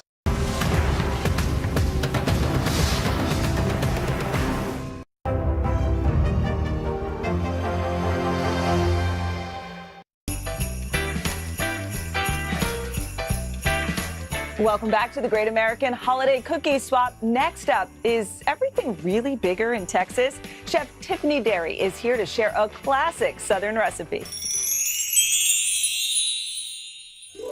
Hey everyone, it's Tiffany Derry and I'm representing my home state of Texas. In Texas, we love our pecans. It's actually the state nut. Even the pecan pie traces its roots all the way back to Texas. Today, I'm bringing you all of that sweet, buttery goodness, but in a candy. Okay, first thing we're gonna do is put in our evaporated milk, our brown sugar. I'm using a light brown sugar and white sugar. So we're gonna let this cook at a medium high. Once it comes up to a boil, we're gonna cook it to at least 235 degrees. And that's why I have my candy thermometer today, to make sure that we hit that stage. If we don't hit that temperature, it won't harden when we get ready later to let it sit. I remember growing up, my grandmother would make it, and it would take her all day to make these huge pots of pecan candy. It would be like 5 hours, and we would have to take turns stirring and doing all of those things, but my grandmother would cook it really slow. As you continue to cook the sugar and the milk mixture, you'll see that the colors are changing. You should see this really beautiful caramel color. It happens quick. If you mess it up, you just gotta start over. So I take the half pecans and I just slightly break them in my hand. I don't want them to be too big. And now we want the pecans to get a little bit of a bath in this sugar mixture so that the flavor of the pecans will now be in that caramel. We're gonna let that cook a little bit. We're gonna add a touch of salt here. We're gonna finish it with some butter, little orange zest, and vanilla extract. Orange zest is really my play on it. My family didn't do the orange zest in the beginning, but after I did it, they all love the flavor and love that it really kind of woke up the sauce. I'm gonna turn off the fire just for a second. What's gonna happen is that mixture is gonna thicken just a little, right? And then we're gonna scoop out little pecan candies. And you can make smaller, you can make larger ones. I think this is a really good size. So now that we've cooked the pecan candy, we're gonna allow it to sit for 20 minutes to get firm. These look fantastic. These are a little warm right now, but right now I am so excited, and oftentimes I really can't wait. And these are some of my favorite bites. I can't wait for you to make these. Delicious. That little orange and pecan, match made in heaven. Happy holidays, y'all. Hey everyone, Chef Jonathan Harrison here, coming to you from my home kitchen in Columbiana, Alabama. In my recipes, I love to highlight the wonderful cultures that have touched our food and defined modern Southern cuisine. Today, I'm baking up a twist on a classic Alabama dessert, Lane Cake cookie sandwiches. This coconutty, citrusy cake with a boozy bourbon kick was made famous by Harper Lee's To Kill a Mockingbird, and each ingredient here packs a major flavor punch. All right, y'all, let's dive in with this cookie dough.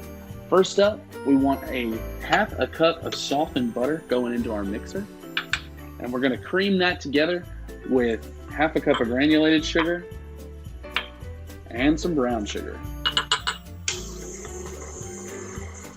When that's light and fluffy, we're gonna take an egg and some vanilla and mix those in until they're well incorporated.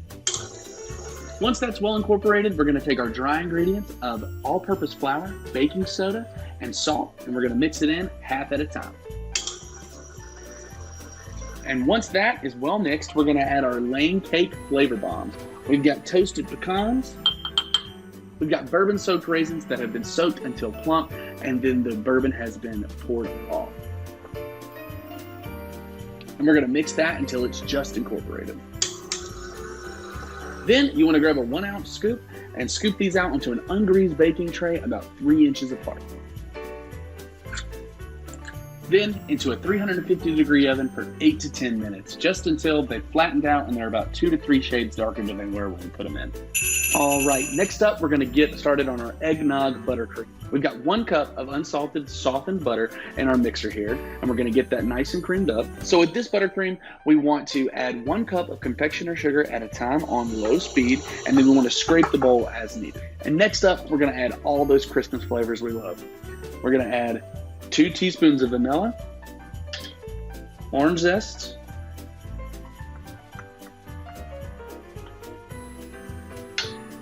nutmeg, cinnamon,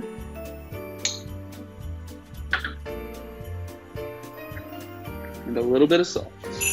All right, y'all, next up, it's time to assemble. We are gonna take 2 cookies of around the same size, and then we are going to grab our piping bag full of our eggnog buttercream. We are going to give it a little dollop in there, about 2 tablespoons. Take our other cookie, put it over the top.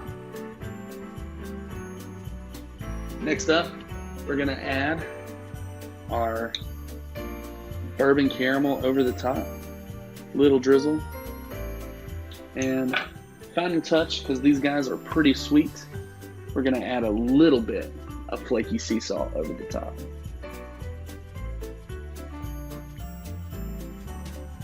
You get all that Christmas flavor from that eggnog buttercream, that boozy bite from those bourbon-soaked raisins, and from that caramel. And it's chewy, it's delicious, it screams Christmas.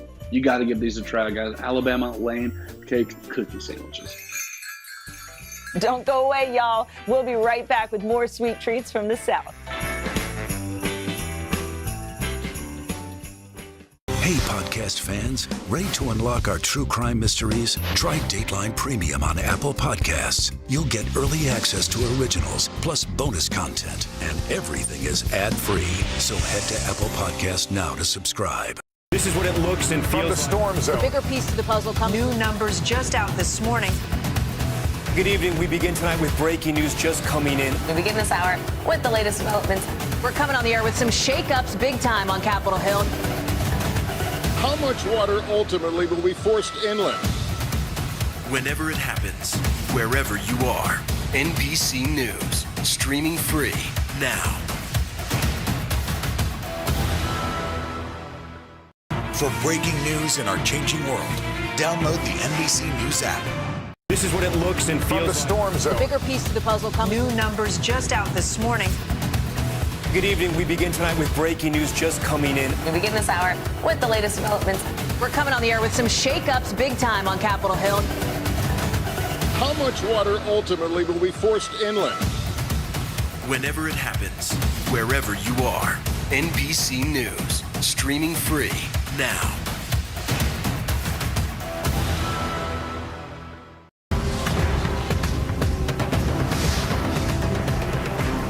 This is what it looks and feels. From the storm zone. The bigger piece to the puzzle comes. New numbers just out this morning.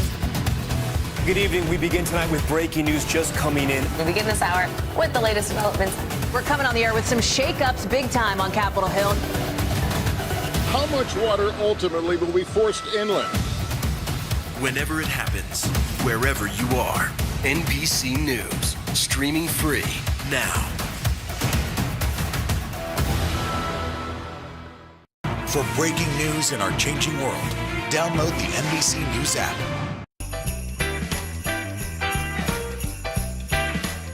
Welcome back to today's Great American Holiday Cookie Swap. We are working our way through the South with more delightfully tasty takes on classic cookies.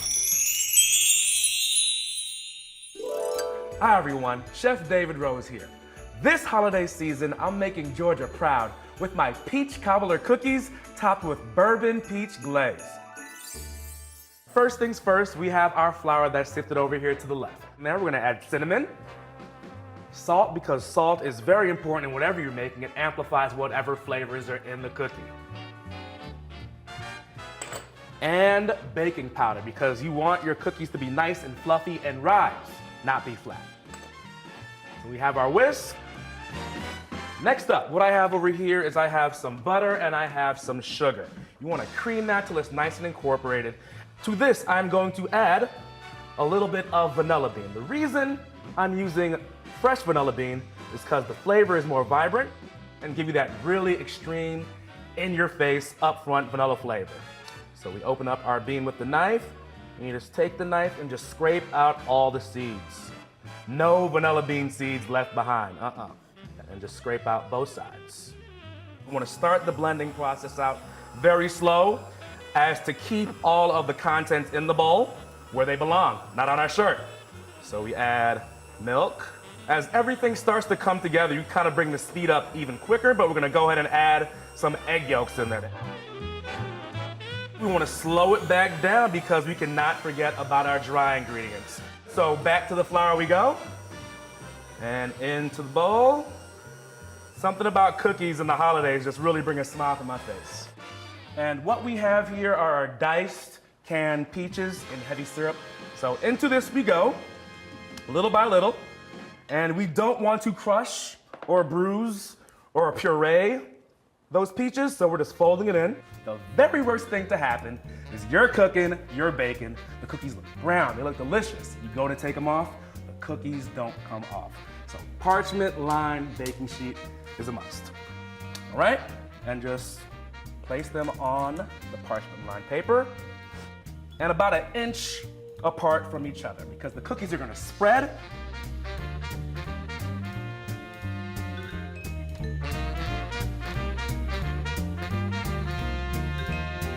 What I have here is I've reduced some bourbon and peach schnapps to about 1/3 in volume. What that's gonna do is gonna intensify and volumize those flavors.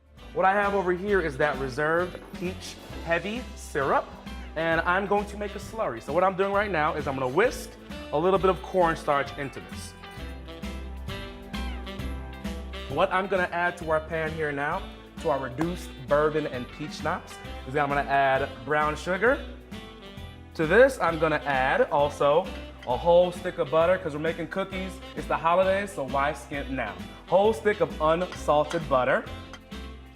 And a little bit of cinnamon, because cinnamon, those nice baking spices, are always found in a sweet Georgia peach cobbler. So we have it right now on about a medium-high heat, just enough to get everything melted. We're gonna add a little bit of heavy cream for a nice little creamy note. And you want to reduce this down, about 2/3 in volume until the heavy cream just incorporates with all that niceness that's in there. So once that comes up and that heavy cream starts to reduce a little bit, we take our slurry, which we've made with the cornstarch and the peach heavy syrup, and we just bring that into our mixture. And just like that, you start to see it come together. Nothing left to it, but do it. All right, so start from up high and just glaze as much or as little as you like. You can't go too far on the south without finding bourbon or peach, and this cookie has both. And just drizzle all over. Now this is a cookie that has Georgia on my mind, in my heart, and most importantly, in my stomach. Merry Christmas, everybody. Hi everyone, I'm Jennifer Mon. I'm from Little Rock, Arkansas. I'm a lifestyle blogger, chef, and mom of 6. My grandmother raised her family on Gingerbread Lane right here in Little Rock. I've made a pine cone shaped gingerbread cookie sandwich that I'm going to share that represents the state of Arkansas because we have a beautiful landscape of pine trees all across the state. So I'm excited and ready to go. Let's get to it. So we'll start by making the cookie dough. I have 4 cups of flour here, and I'm going to add cinnamon.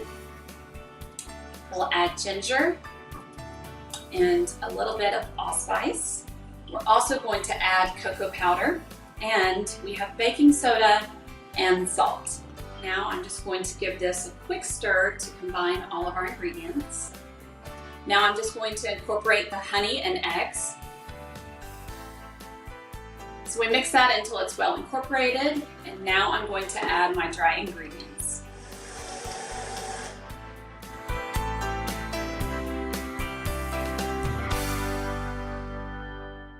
So now I'm going to roll out the dough, and if it's easier, feel free to split some of it off to make it easier to work with.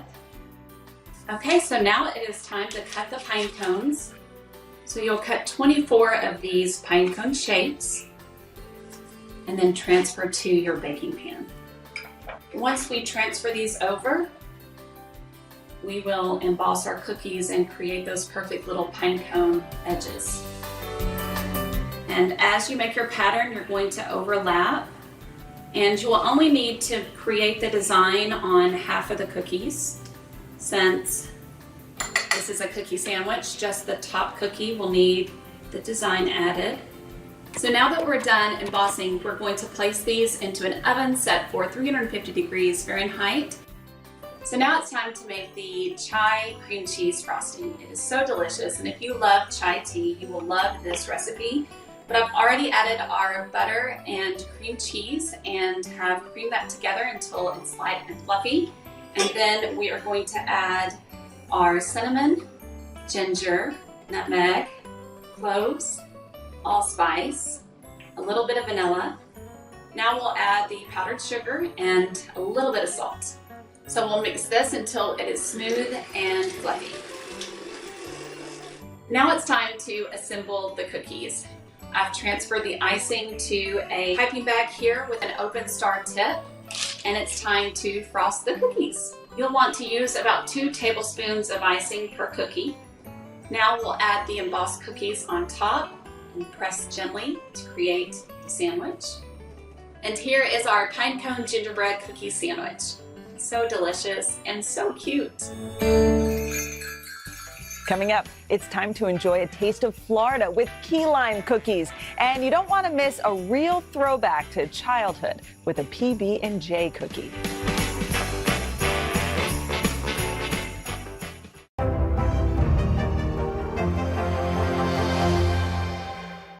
You get one beautiful life to live. What are you going to do? This show is so fun, but having you as a positive force means really the world to me. Jenna doesn't stop till it's sold, okay? We have this circle of women that love each other.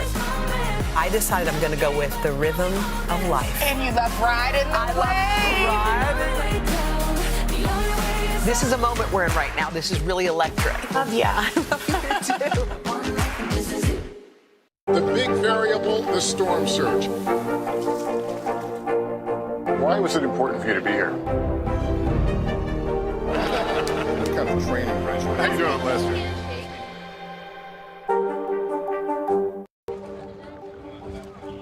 Let's go. This is a critical choke point for this fire.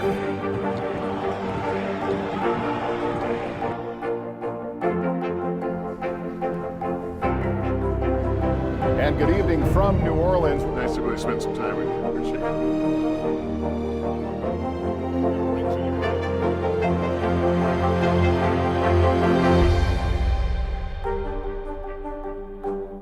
Top Story with Tom Llamas. Weeknights at 7 on NBC News Now. This is what it looks and feels From the storm zone. The bigger piece to the puzzle comes. New numbers just out this morning. Good evening. We begin tonight with breaking news just coming in. We begin this hour with the latest developments. We're coming on the air with some shakeups big time on Capitol Hill. How much water ultimately will be forced inland?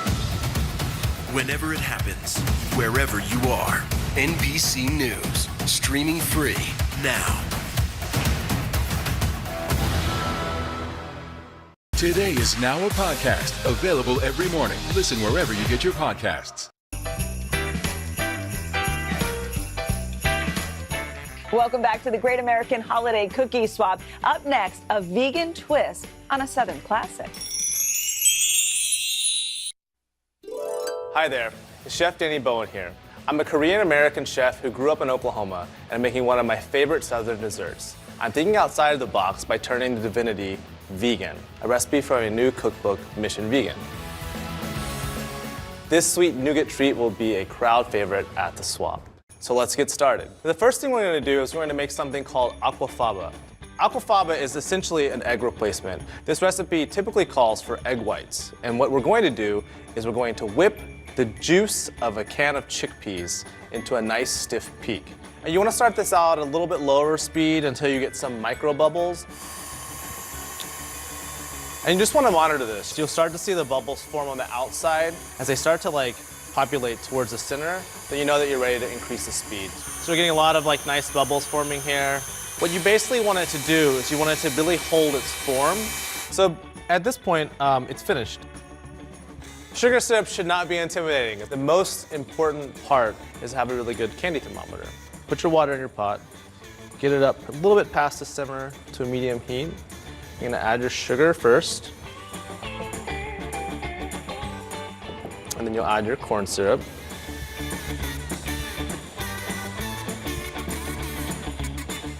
Okay, just mix that together until you feel there are no clumps. So the temperature we're trying to take this to is around 250 to 255. Hardball stage sugar is between the temperatures of 250 to 265. Basically, hardball stage of sugar is when you cook a sugar solution or sugar syrup to where it can be formed into a ball. So now we're at the hardball stage. I'm gonna take this off the heat. I'm going to add the vanilla extract to the aquafaba and turn this back on to like a medium. We're gonna slowly drizzle in the sugar syrup in a thin, steady stream. It's gonna take anywhere from 3 to 5 minutes. I think a good indicator also visually is it should kind of look like a buttercream if you make frosting. I'm gonna get a spatula and scrape off as much of this as you can. And it will be a little sticky. Fold in your pine nuts and pecans. And then from here, you're gonna just offload it onto a oiled sheet tray. And the oil, what it's gonna do, it's going to help you dip your fingers in, it's gonna help you spread this evenly. So we cue the nougat spreading music.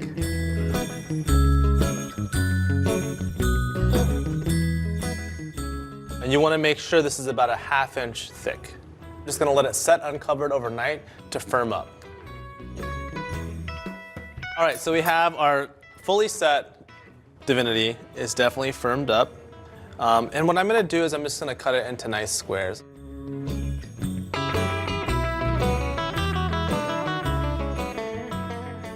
So here you have it. These are my vegan divinities from Oklahoma. So good.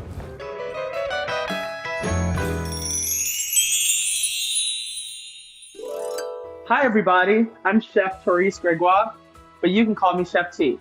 My family hails from a tiny island in the Caribbean called St. Vincent, and my grandmother was actually a peanut farmer. I remember as a kid being so excited when she brought home that haul of green peanuts. Fast forward several years and I moved to Virginia.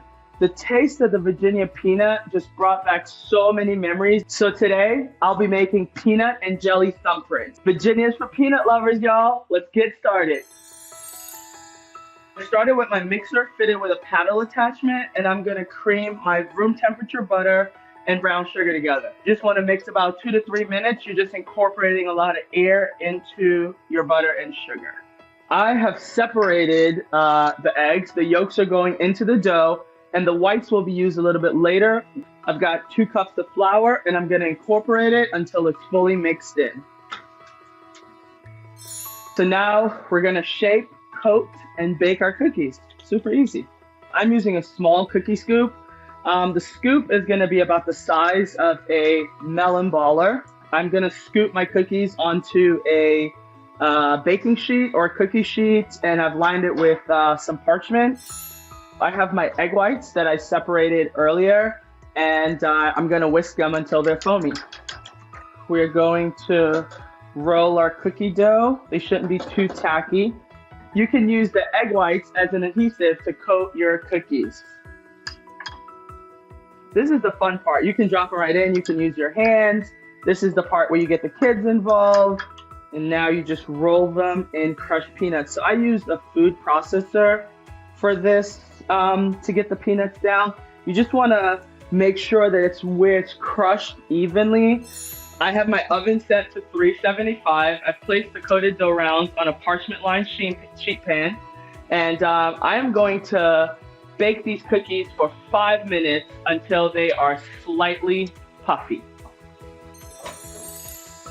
Now we're gonna go ahead, add the jam, and bake again. So we're just gonna press right in the middle of the cookies to create a well for the jam. Now I'm using grape preserves. You can buy them store-bought, or you can make your own. I love making my own because I can splash a little bit of wine in there. Virginia is for peanut and wine lovers, in case you didn't know. I'm gonna bake them until they're golden brown, 8 to 10 minutes more at 375.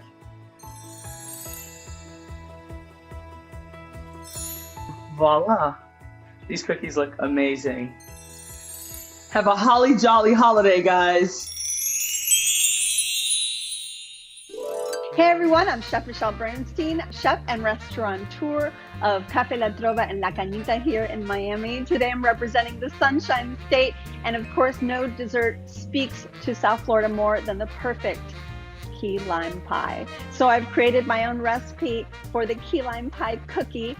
It hits all notes in your palate. It's like sweet versus tart versus creamy and of course crunchy. And I just think it's perfect and less fuss because it's in a cookie. So the first thing we're gonna do is make the curd. So we're gonna go ahead and add yolk and eggs into a little saucepan here, as well as some sugar. We have to add condensed milk. It makes everything just so creamy.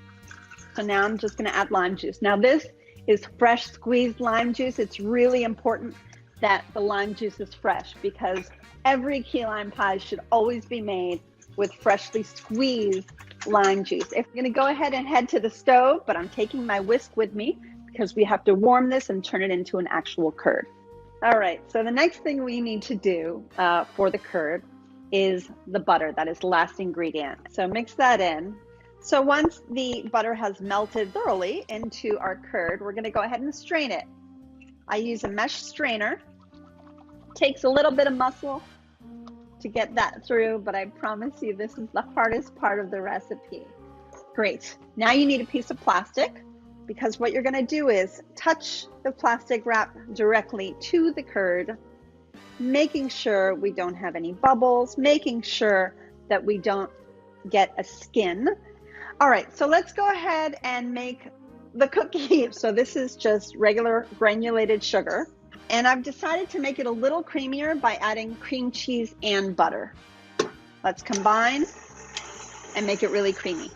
Once everything is really creamy as it is, I'm gonna go ahead and add egg, some vanilla paste, and I'm gonna zest a lime into this mixture. Now we're gonna just combine the two dry ingredients. So we have graham cracker crumbs, a little bit of salt. Go ahead and mix those two together really well. And I'm just gonna throw this all into the creamed egg, butter, cream cheese mixture. And all you have to do is use your hands to roll. And all you have to do is roll them into little balls, place them down. And of course, this takes a little while. So I actually have a sheet pan ready. Thank you. Press into the cookie very lightly to make a little divot. Let's do that again. After we have our little divots, we're gonna go into a 350-degree oven to bake. So these cookies just came out of the oven. You see how they're nice and golden. So I just shut the oven off, but we're gonna go back in the oven once the curd is placed into the cookie. Remove the plastic wrap from your curd, and we're gonna go ahead and fill the cookies with the curd in those little divots that we made. And going back into the now off oven, but still warmed oven, is going to allow them to set. The curd has set beautifully. Look how gorgeous they are. Just like key lime pie, but so much easier. Merry Christmas and Happy Hanukkah. Looks good. Thanks so much, Chef. We'll be right back. Today is now a podcast available every morning. Listen wherever you get your podcasts.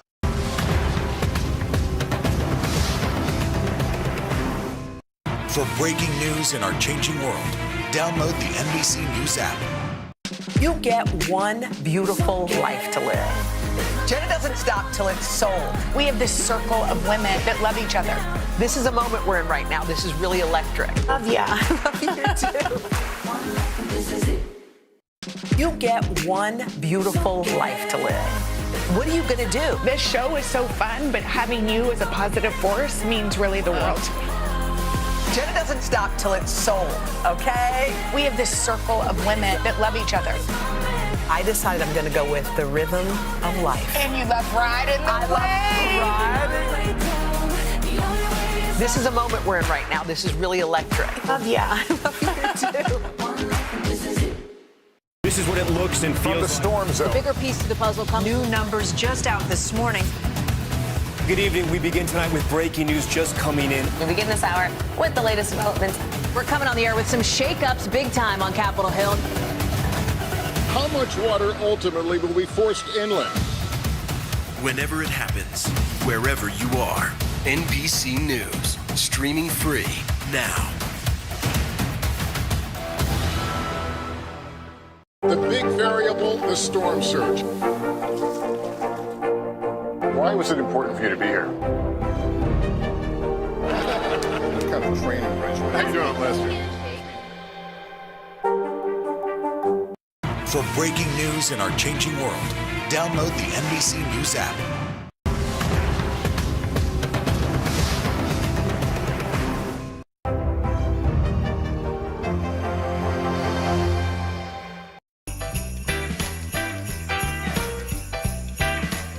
Welcome back to the Great American Holiday Cookie Swap. Up next, Chef Valerie Lomas is sharing a sweet treat from Louisiana.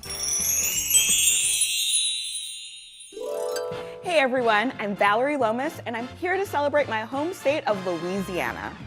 Growing up in Baton Rouge, there is no holiday season without sweet potatoes. So I'm bringing this southern staple to the cookie swap this year with my sweet potato cookies. They are fluffy and rich, adding that cozy feeling to your table. The first thing I'm gonna do is I'm gonna whisk my dry ingredients together. I've got flour, and I'm gonna add some baking soda, baking powder, a little bit of salt, and some pumpkin spice. This is just a blend of cinnamon and nutmeg, and I like it because it makes things a little bit easier when I wanna make cookies pretty quickly. I creamed my butter, sugar, and brown sugar. And to really add something to bring out the sweet potato flavor, we're gonna add orange zest. It's nice to add something that has a little bit of acid and citrus because it does balance the flavors. So I'm gonna go ahead and beat my orange zest into my creamed butter and sugars. I can already smell that orange zest, definitely giving me the holiday feels. So now I'm gonna add my egg, vanilla extract, and my sweet potato. I roasted a sweet potato and mashed it to get this sweet potato puree. So I've added my sweet potatoes, egg, and vanilla, and I'm gonna go ahead and beat this. I just want this to be nice and combined. So I'm adding my dry ingredients in about 3 additions. And just mixing on low, so the flour doesn't get all over my holiday sweater. And I can tell my dough is really starting to come together. One of the great things about this cookie dough is as soon as it's done, we can go ahead and scoop it and bake it. This cookie dough is actually quite fluffy. It's not very dense. And that's thanks to our star ingredient, the sweet potato. We're gonna bake these at 375 degrees for 11 to 13 minutes. So I pulled these out of the oven and I let them cool on a cooling rack. So now it's time to taste them. They are so good. So much holiday in one little bite. Have a sweet and tasty holiday season. Hi, I am Manique Chauhan and I'm representing the great state of Tennessee. We moved here around 9 years ago. We have 3 restaurants, breweries, raising our family over here. The first time I tasted the Tennessee sandwich cookie, it was like, wow. I decided to take this cookie and make it my own by putting a twist of where I have come from. So there are Indian spices in it and paying homage to my new home, Tennessee. Let me show you how to make this delicious cookie. So I have the dough pre-made. We do need to chill it for an hour before we roll it out. Now, we'll take the cookie dough and go ahead and roll it out. So once this is done, we'll go ahead and use the cookie cutter to cut it into rounds.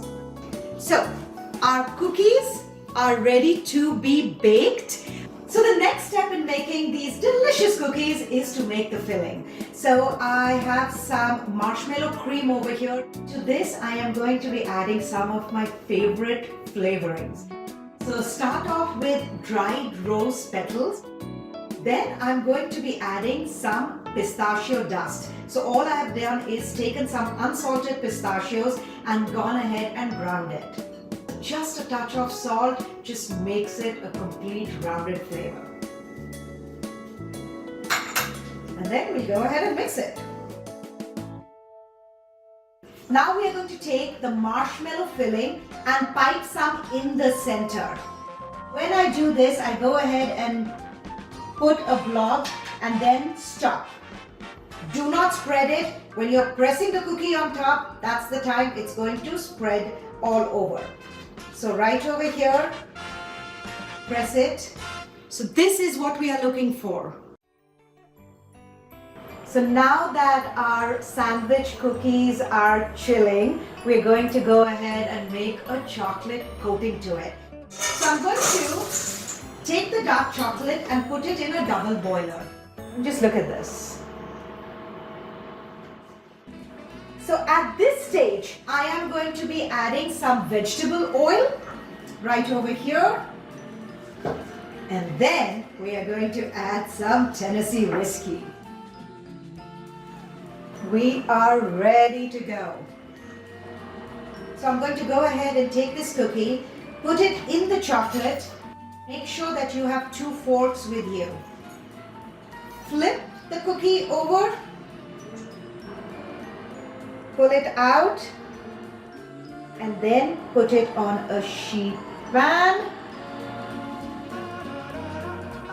Before it sets, I go ahead and put some beautiful toppings on it. We will put it in the refrigerator for around 15 minutes to let the chocolate harden. So here we have it, our Tennessee whiskey sandwich cookies. Not only do they look absolutely beautiful, I mean just look at this. They are really delicious.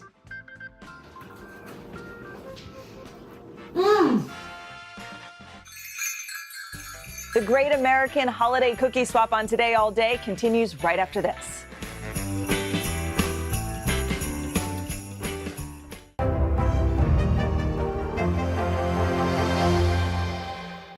You get one beautiful life to live. Jenna doesn't stop till it's sold. We have this circle of women that love each other. This is a moment we're in right now. This is really electric. Love ya. I love you too. This is it. Let's go. This is a critical choke point for this fire.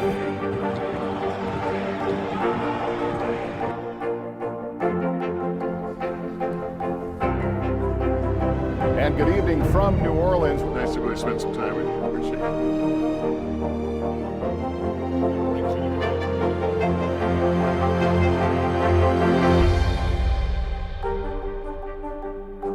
Today is now a podcast, available every morning. Listen wherever you get your podcasts.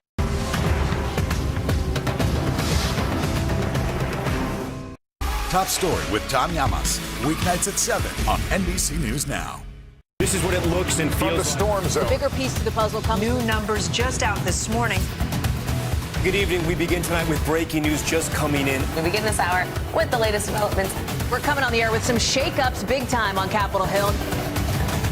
How much water ultimately will be forced inland? Whenever it happens, wherever you are, NBC News, streaming free now.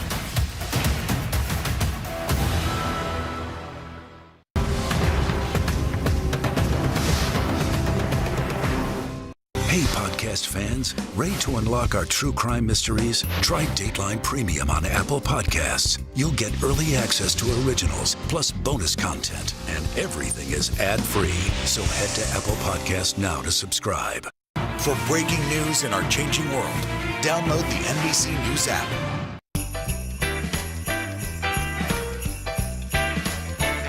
Coming up, we have more Southern chefs sharing their favorite recipes. Then it's off to the Midwest. Hello, I am Mike Costello. And I'm Amy Dawson. And today we're coming to you from Lost Creek Farm in West Virginia. So today, in honor of West Virginia's state fruit, which is the Golden Delicious apple, we are making apple butter thumbprint cookies with some of the apple butter that we make here at the farm with some of the heritage varieties that grow here in our orchard. All right, so we're actually going to start this recipe with the black walnuts, and we've ground those to kind of a pretty fine consistency here. And we're going to toast them in a lightly greased, heavy-bottomed skillet. The black walnut trees are prevalent here on the farm. Compared to the standard English walnuts that you might be more familiar with, black walnuts have such an interesting flavor. They have a little bit of bitterness to them, almost like a funk. When I'm toasting these black walnuts, it takes me about 3 to 4 minutes for the process from start to finish. All right, so now it is time to make our dough. And we're gonna start off with some butter and sugar that we've already creamed. So the next step is we're gonna add a couple beaten eggs.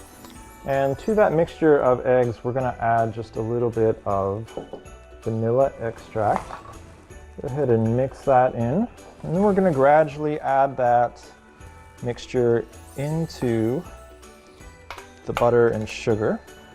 So this is a mix of all-purpose flour, buckwheat flour, and just a little bit of salt. And we like to use the buckwheat flour because it adds a little bit of flavor and texture. And it works pretty well with these toasted walnuts that we're gonna add. All right, so now we're gonna start to shape our cookies. Push between our hands and roll it into a nice perfect sphere. We're just gonna roll each of these balls of dough in some straight sugar. And I'm gonna just evenly press the back of that teaspoon into the center of each cookie. Now, of course, as the name suggests of this recipe, you can use your thumb for this step if you want. So now we have our cookies shaped. We have our holes ready to be filled with apple butter. You could think of it as a thicker, smoother applesauce that's been seasoned. So I'm just gonna almost overfill a little bit because that jam is gonna bake down. So these are ready to bake now, and we're gonna put them into an oven at about 350 degrees, 10 minutes. All right, so these cookies have baked and they have cooled. There's an additional optional step that we really like to employ here, and that is just dusting them with a little bit of powdered sugar. Cheers. The perfect holiday snack. It's a nice taste of West Virginia with the apple butter and the black walnuts. We hope you have a delicious Christmas season.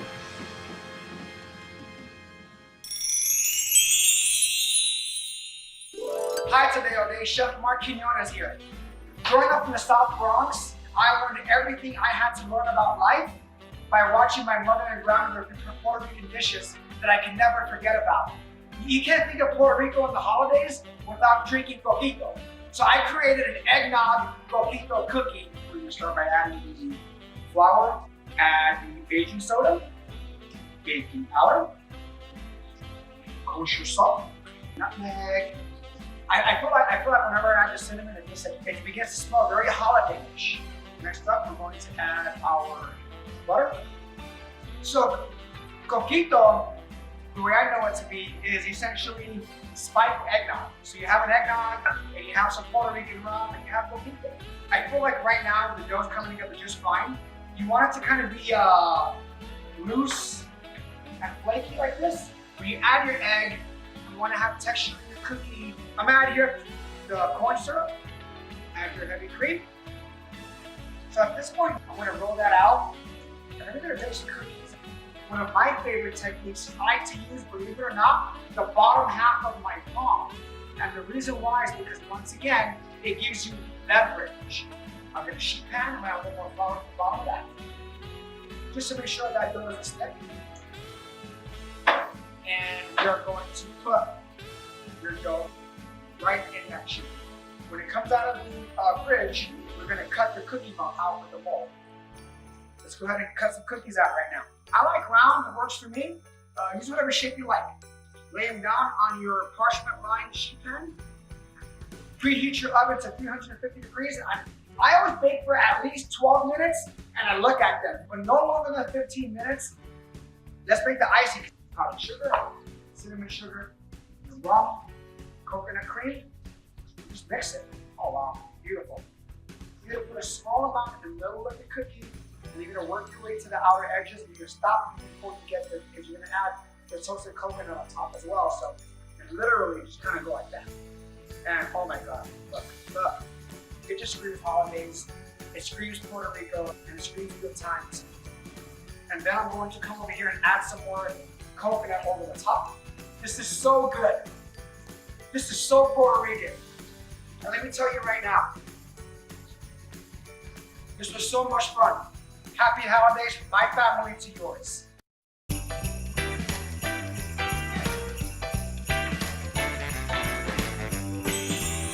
Well, we are officially at the halfway point of today's great American holiday cookie swap. So far, we've been down the East Coast and traveled through the South. Well, next up, it's the Midwest. This region is home to some pretty cold winters, so it's no surprise that we've got a ton of cozy cookies coming up.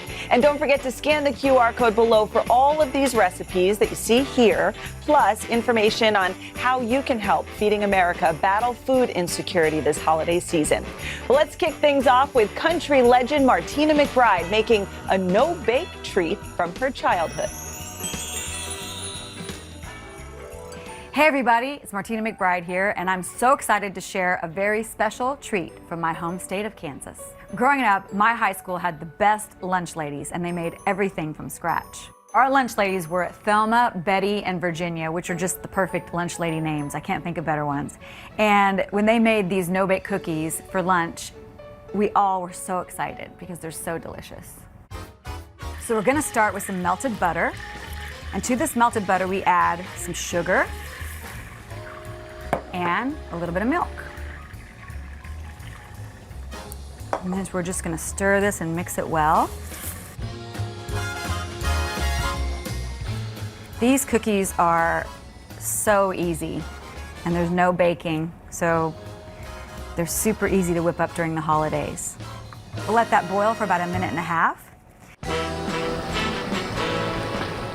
I have a cookbook called Martina's Kitchen Mix, and this recipe is in the book. And when I was testing this recipe, I brought it out on the road with me and gave it to my band and crew. They taste tested a bunch of stuff for me. And this was a unanimous keeper. They were like, you have to put that in the book. This is a really good recipe to make with little kids because it's very easy and they can have fun mixing everything in. Now we're just gonna quickly add all of the ingredients. We have some quick cooking oats, some chocolate. You can use milk chocolate or dark chocolate. Some peanut butter. I don't think this was in the lunch ladies recipe, but I kind of tweaked this over the years and I added peanut butter because I love chocolate and peanut butter together. Some vanilla and a little bit of salt. And then we're just gonna mix that all up. Incorporate everything in there together. Oh, this chocolate and peanut butter smells so good. It's really one of my favorite flavor combinations. Oh, this smells just like the lunchroom in high school. Once we have all those mixed up, we're just gonna take a scoop and put them out on a cookie sheet lined with some parchment paper. They really don't spread, they retain their shape, so you can put as many as you want on here, as many as you can fit on the tray. I mean, how easy is that? And then you just want to let these cookies sit and set up for about 20-30 minutes. You don't have to put them in the refrigerator, you can just keep them on the counter. And here's the finished cookie. They're really easy to package up for friends, for a holiday gift. They're also great if you're doing like a Christmas buffet or a cookie swap. To taste one. So good. They're like creamy. These are so delicious. The peanut butter and the chocolate, a little texture from the oats, absolutely delicious and so easy. Merry Christmas, everyone. Happy holiday season. Hey everyone, I am David Burka and I'm sharing some of my favorite flavors from my home state of Michigan with my cherry pistachio oat cookies. These cookies will keep you cozy and warm while the snow piles up outside. So let's get baking. We've got some flour, some baking soda, some cinnamon for that holiday flavor, salt. We're just gonna whisk that up. That's ready, and then we're gonna start creaming our butter. So we've got our butter, then we're gonna add our white granulated sugar, and then some brown sugar as well, and get that creamed, nice and fluffy. We want it to be pale in color. And while that's going, we're gonna add in 1 large egg, vanilla, some milk, and some maple syrup from Michigan. When it starts getting cold outside, you could see the taps in the trees. It was a really fun, nostalgic thing from Michigan to see these great, beautiful maples being tapped for syrup. Now that that's done, we are going to add in our dry ingredients. Very important to scrape down the sides as you go, so you incorporate all that flavor. So everybody in my family has a favorite cookie. My husband likes these peanut butter cookies that I make. My daughter likes anything with like rainbow sprinkles. My son Gideon really loves this recipe. He's a big fan of cherries. He's a big fan of the nutty flavor. He likes making them because he loves cookie dough. That's one of his favorite go-tos, is raw cookie dough. But you know, you don't want to let them eat that too much because it gets a stomachache. Now this is the fun part. So we're gonna add in our pistachios. I like using whole pistachios because you get that nice bite of the nut. You can cut them, there's really no rules in this. Same with the cherries, Michigan cherries. This is a really great ingredient because it gives it sweetness and some color for the holidays. Next, I'm gonna add the oats in. When I first started dating Neil, we took a trip up to Traverse City with my parents, and they have a cherry festival every year upstate in Michigan. I was coerced into entering a cherry pie eating contest, and guess what? I won. I won the cherry pie eating contest, and it sealed the deal. So these are nice and incorporated, and now it's time to get scooping. I don't like to roll these out. I just put them on the tray like this with a 1 ounce scoop, and right on the pan there. I like to put on at least 8 here because they do spread in the oven. They tend to be a bigger cookie. So we're gonna let this chill for 15 minutes. Then we're gonna put it into an oven at 375 degrees for 8 to 12 minutes until golden brown. Okay, so I pulled these cookies out and they're cooled, and now it's time for the icing. We're gonna add some milk and some powdered sugar here to make the glaze. It's a thicker glaze, and you just incorporate the milk and the powdered sugar. It's not necessary to have the glaze for these cookies, but I just like the way it looks. But you can eat them just like this. So now I'm just gonna take the talons of a fork and drip a zigzag motion on these cookies. We do a really fun cookie decorating party when the kids were young to now. It's really, really fun to get your kids involved, to decorate sugar cookies, and then they go to sleep, and then you take their cookies that they sort of screwed up on and then redo them as adults. Here are my cherry pistachio oat cookies. You can eat them after dinner or what I like for breakfast. Merry Christmas. Up next, more sweet treats from my personal friend, Christina Tosi from Ohio. Hey everyone, it's Chef Christina Tosi here at Milk Bar. Now, I was born in Ohio and grew up loving Buckeye cookies. Buckeyes, if you don't know, were invented in Ohio in the 1960s, and they're the perfect combo of decadent chocolate with salty, sweet peanut butter. In dessert terms, a Buckeye is like a peanut butter fudge round that's dipped a little bit more than 3/4 of the way in chocolate. These chocolate peanut butter diamonds pack that same punch of flavor and nostalgia, but they have a few riffs. Now, I love this recipe because it's both what I call accidentally gluten-free and dairy-free, so anyone and everyone can eat it. So first I start by toasting some Rice Krispies just really lightly in the oven to get a little bit of color, pull out a little bit more flavor. I take those pre-toasted Rice Krispies, put them just in a nice Ziploc baggie and break them down with a little bit of a rolling pin, just to bring them down a little bit in size. What's also really cool about this recipe is it's a type of cookie that I call a no-bake, which means aside from toasting the Rice Krispies in the oven, you really don't have to turn on the oven at all. Now, to your peanut butter, you're going to add some melted coconut oil. For me, peanut butter is synonymous with both something salty and sweet. So we need both the confectioner's sugar, which is going to help in the sweet department, and a little bit of salt. And as everything comes together, you get to add your Rice Krispies. We're going to toss these ingredients together just until they form what looks basically like a cookie dough. The holiday season is an especially, I don't know, poignant time of year for me as a home baker first and as a pastry chef. As bakers, we love to bake. That's our very reason for being. When we're off the clock at Milk Bar, we throw something called a holiday cookie swap, where every single one of us brings our favorite holiday cookie. It's just a really special time to get to know someone through that cookie recipe that they've carried with them all through their life. It's usually something nostalgic and based on where they're from. Once your peanut butter, coconut oil, confectioner's sugar, salt, with those Krispies folded in, mass comes together, you just transfer it to an 8x8-inch pan. Now, I like to line my 8x8-inch pan in just a sheet of plastic wrap. It helps make sure that because this cookie isn't actually going into the oven, that when we're done with it, it's really easy to lift up and out. You want a nice even spread of this peanut butter crispy element.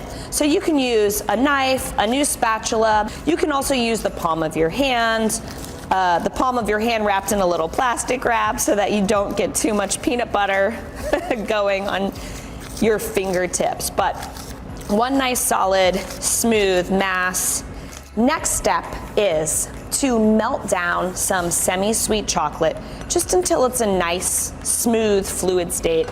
I like to test my chocolate both for smoothness and for temperature by just lifting it up over my eye. No chunks, no lumps. We're gonna add a little bit more peanut butter to this melted chocolate.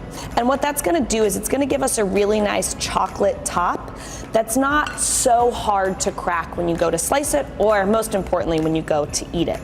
From here, you're gonna take this gorgeous mass and put it in the fridge or the freezer until it's nice and firm, 2, 3, 4 hours. So once it comes out of your fridge or freezer, you'll notice that the chocolate is set really nicely. It should lift up really easily as one solid piece.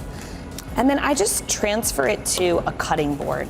From here, I like to slice the edges of the chocolate peanut butter mass off. Those are snacks for you. Then I start by slicing in rows. From here, you're basically going to cut your rows at an angle. That's gonna give you that beautiful diamond shape. A little bit of flaky salt I find really helps make that moment, that Buckeye moment, that ode to Ohio, my hometown, the Buckeye State. Just a little bit more of what it is, a little more special, but this is it, my chocolate peanut butter diamond. Oh, every time. I cannot wait to serve these at our Milk Bar Holiday Cookie Swap, and I can't wait to see you bake them at home. I mean, you can never go wrong with chocolate and peanut butter, right? Coming up, we will continue through the Midwest with chefs from Illinois, Indiana, and Minnesota. Hey, podcast fans, ready to unlock our true crime mysteries? Try Dateline Premium on Apple Podcasts. You'll get early access to originals, plus bonus content, and everything is ad-free. So head to Apple Podcasts now to subscribe. Hey, I'm Hallie. It's good to be with you tonight. There's another legal filing today, and I want to cut through some of the weedsy stuff. And let's just get to the point. They have started to vote on the PACT Act. If you're like, Hallie, stop speaking Washingtonese. This bill would basically give health care to veterans who have exposed to these toxic chemicals. So, Scott, I'm trying to make this as not DC as possible. The increased sort of anger that we've seen now in politics. I saw you searching for, I think, your microphone, Dan. You were. I was trying to do it on the slide. Live TV, man. It's okay.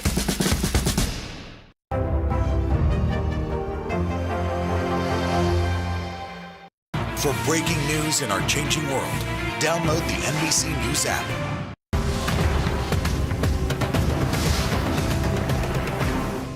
For breaking news in our changing world, download the NBC News app. Today is now a podcast available every morning. Listen wherever you get your podcasts. The big variable, the storm surge. Why was it important for you to be here? What kind of training regimen? How you doing, Lester? Today is now a podcast available every morning. Listen wherever you get your podcasts. This is what it looks and feels. From the storm zone. The bigger piece to the puzzle comes. New numbers just out this morning. Good evening. We begin tonight with breaking news just coming in. We begin this hour with the latest developments. We're coming on the air with some shakeups big time on Capitol Hill. How much water ultimately will be forced inland? Whenever it happens, wherever you are, NBC News, streaming free now.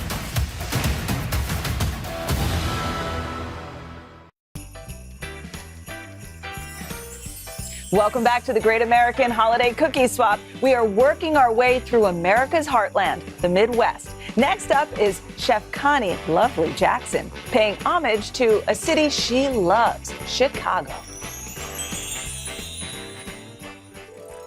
Hey, my loves, I'm Chef Lovely, representing the Prairie State, Illinois. Growing up in Chicago, Christmas time was not complete until you took a trip downtown to Garrett's Popcorn. The aromas of the classic cheddar and caramel flavors filled the city air for blocks. So, in honor of that tasty tradition, I'm making one of my favorites, Chicago mixed cookies. The ooey gooey caramel in this cookie combined with the cheddar popcorn on top, it's the perfect balance of salty and sweet. But enough talking, my mouth is watering, so let's get baking. First step, take your flour and your baking soda, put it in a bowl, give it a good whisk, and then set it to the side. Inside of my stand mixer here, I have 7 tablespoons of buttered flavored shortening. Now that's because I want to intensify this rich buttery flavor and I want a nice tender cookie. Here I have my cooled brown butter. Put this in a saucepan over medium-low heat. It's going to take about 5 to 7 minutes. Let it cool completely, and then I'm adding that right in with my shortening. And let's give this thing a whip around for about 5 minutes. I have light brown sugar, about a half a cup there. We have white granulated sugar, also a half a cup. And then a little pinch of salt, 1/4 teaspoon. We want to season our sweets. Next, 1 egg. If it can be room temperature, that's gonna be perfect, my love. So 1 room temperature egg goes right in. And then to give it a little floral sweetness, I have some vanilla bean paste. Now here we go again. We gotta give it another mix. Another 2 to 3 minutes on medium speed. Vanilla bean paste, it does cost a little bit extra money, but it has a wonderful flavor payoff. The aroma, the gentle kiss of sweetness, it's definitely worth it for this Chicago mixed cookie.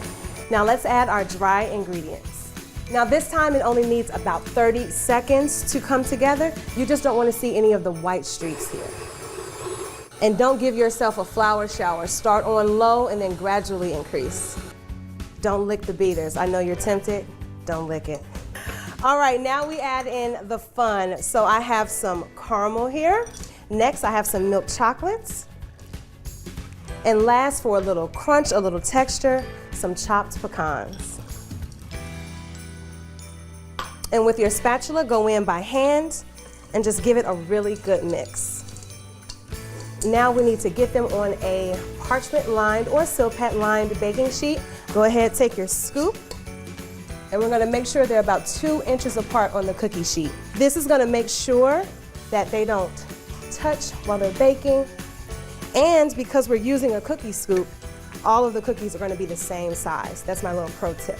I'm gonna pop these in the oven. They're gonna take about 12 minutes, and when they come out, the fun is gonna continue.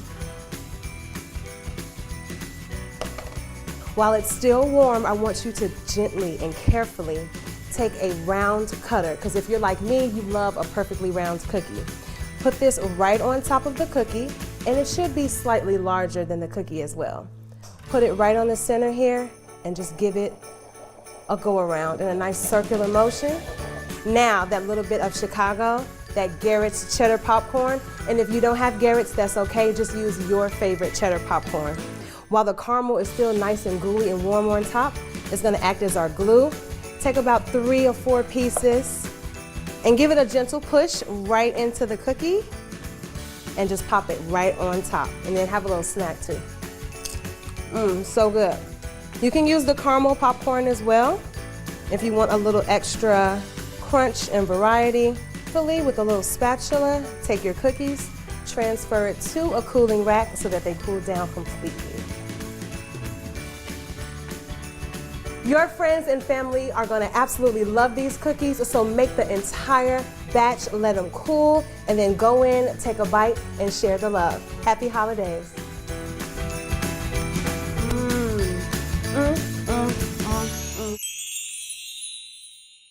Hi today all day, it's Ariana Fagan. In 2013, I had the life-changing opportunity to compete on season 6 of the show MasterChef Junior, and today I'm still sharing my passion for cooking on TikTok, making everything from mac and cheese to creme brulee.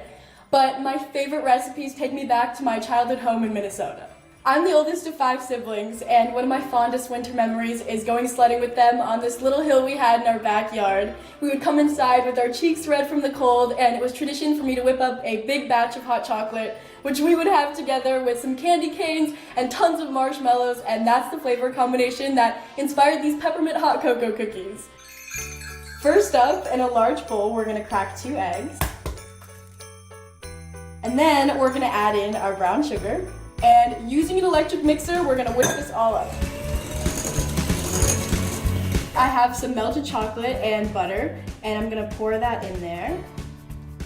And then we're gonna go back in with the electric mixer and whisk until everything is fully combined. Already smells so good. Here we have our dry ingredients. It's just a little bit of flour, salt, baking powder, and cocoa powder. It should be nice and smooth and look almost like brownie batter, a little thinner than your traditional cookie dough. And now we're gonna go in with our chopped chocolate chunks. And then here I have some vanilla extract. And then we're gonna add our peppermint extract, which is gonna give these their signature peppermint hot cocoa flavor.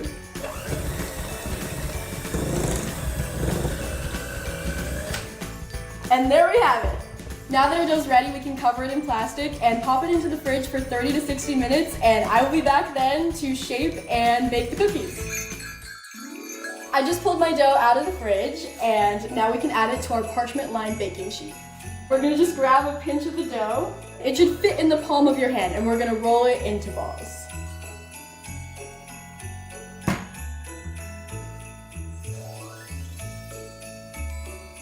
Okay, and now we can pop these into the oven at 325 degrees for about 10 minutes. After about 10 minutes, I pulled these out of the oven and then topped them with half of a marshmallow and popped it back into the oven for about 4 minutes, and the marshmallows get all toasted and gooey, and after they're cool, it's time to decorate. We're gonna decorate with a drizzle of chocolate, which I just melted in the microwave. And finally, we're gonna top with some crushed candy canes. This gives these a beautiful pop of color and just makes them feel so festive. These look so delicious, I can't wait to share them with my siblings. Happy holidays from Minnesota. Cheers.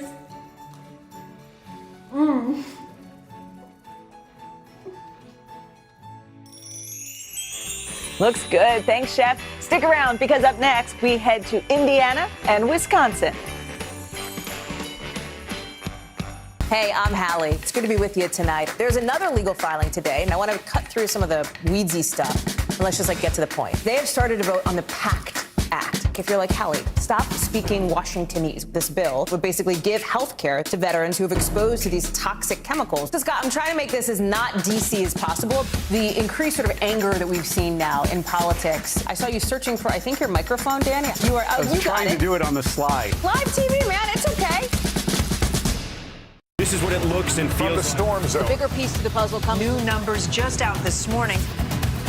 Good evening. We begin tonight with breaking news just coming in. We begin this hour with the latest developments. We're coming on the air with some shakeups big time on Capitol Hill. How much water ultimately will be forced inland? Whenever it happens, wherever you are. NBC News, streaming free now. You get one beautiful life to live. Jenna doesn't stop till it's sold. We have this circle of women that love each other. This is a moment we're in right now. This is really electric. Love ya. I love you too.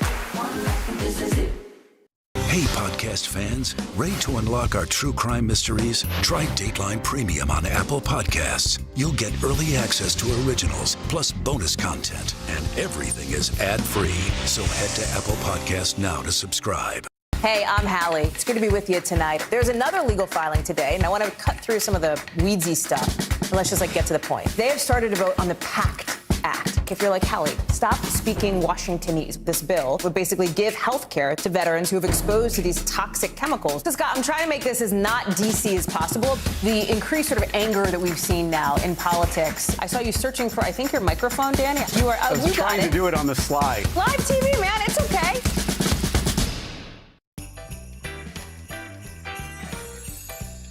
Welcome back, and thanks for joining the Great American Holiday Cookie Swap on Today All Day. We're continuing our journey through the Midwest, so let's head to Indiana for a recipe that honors a popular state dessert, sugar cream pie.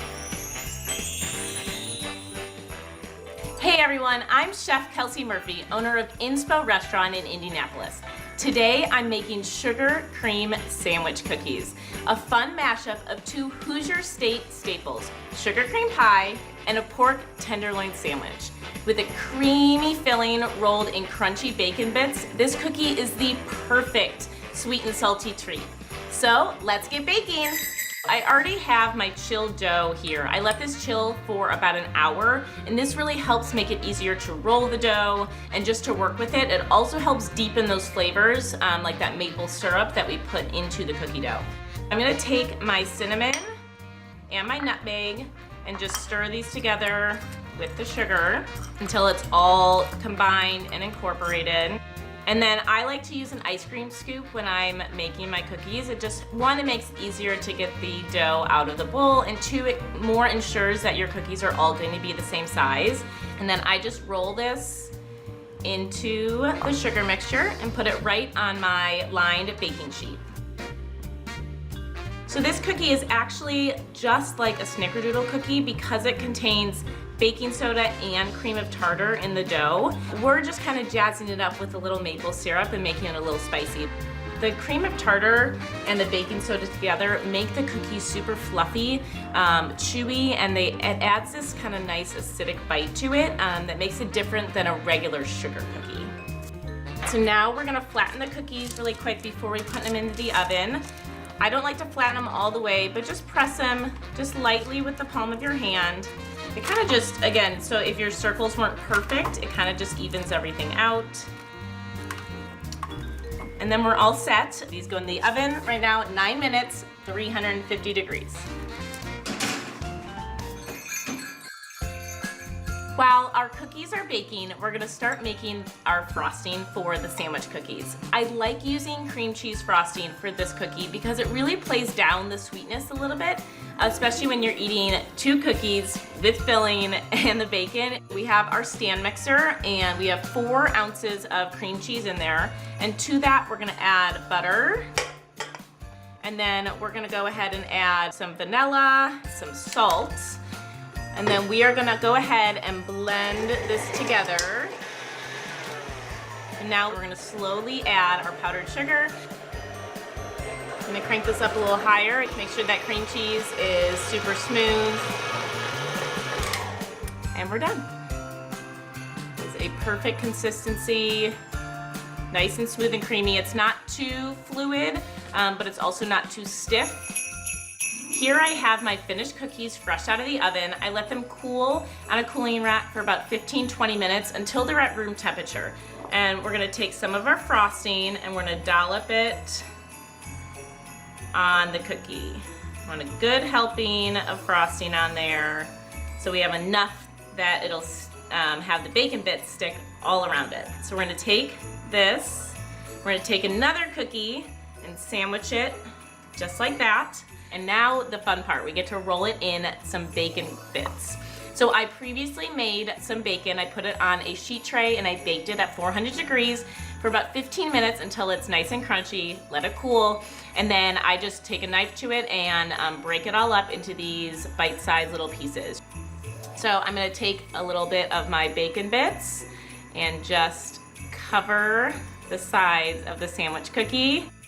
And then we just plate it right on our platter and we continue assembling.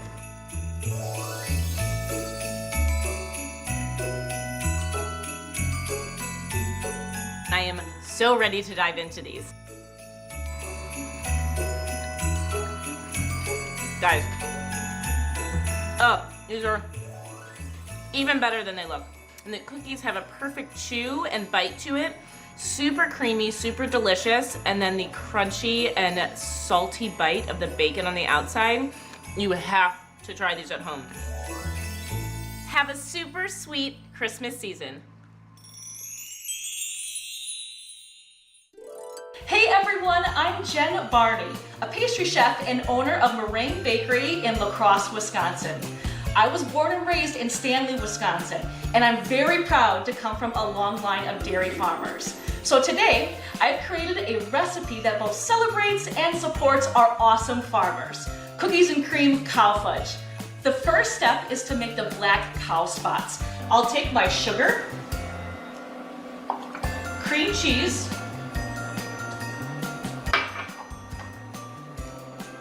evaporated milk, and butter. This fudge will look like a Holstein cow, which is a white cow that has black spots. It's really the cow of my people. It's what we farmed when we were growing up. It's a really good idea to stir this continuously. And as you see it cook, it's not uncommon for you to see little brown bits that are forming at the base. That's normal, and you can strain that out later on. It doesn't ruin the recipe. I'll add in a little bit of cream.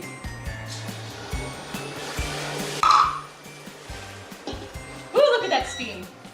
And I'll pull it from the burner. Once this cools down, I'll grab a spatula and pour it into a bowl. From here, you can add your chocolate, your almond extract, or really any extract that you prefer, and a pinch of salt. This comes together pretty quickly. Keep stirring it.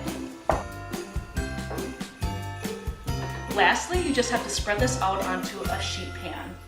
I'm using a half sheet pan. I'd say give it about 30 minutes and you'll be ready to make your spots.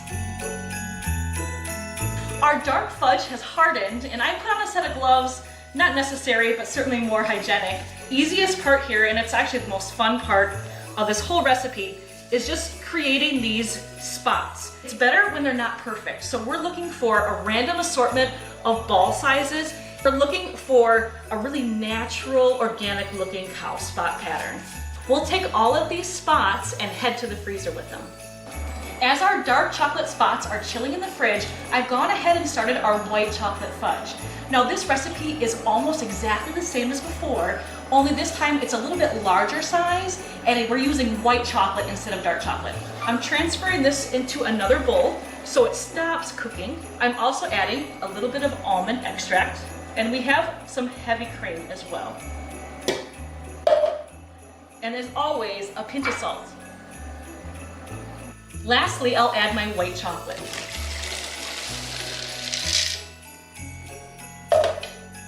And I continuously stir while it's melting.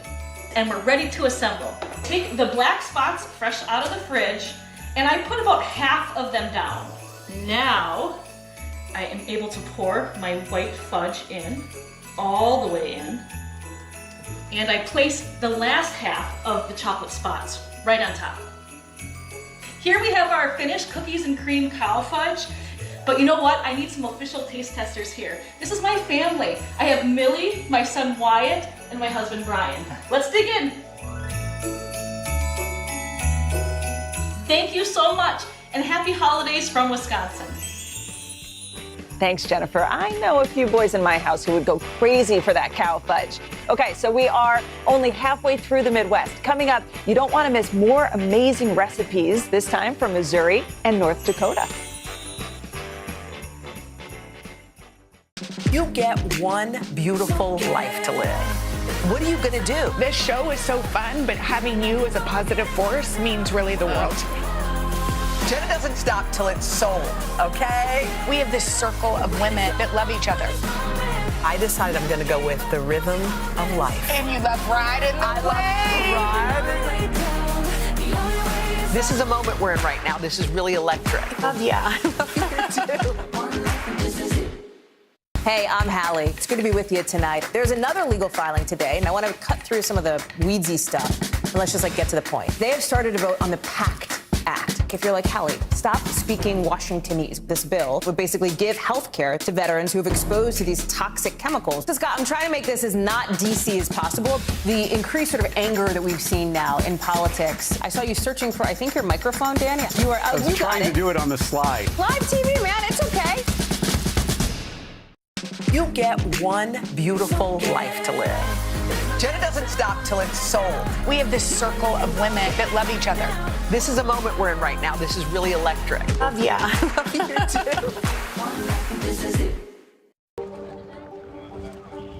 go. This is a critical choke point for this fire.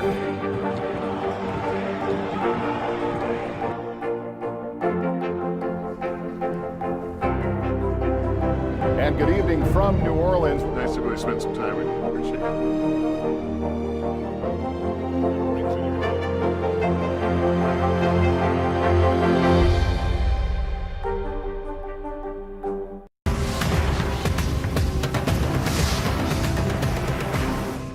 For breaking news in our changing world, download the NBC News app.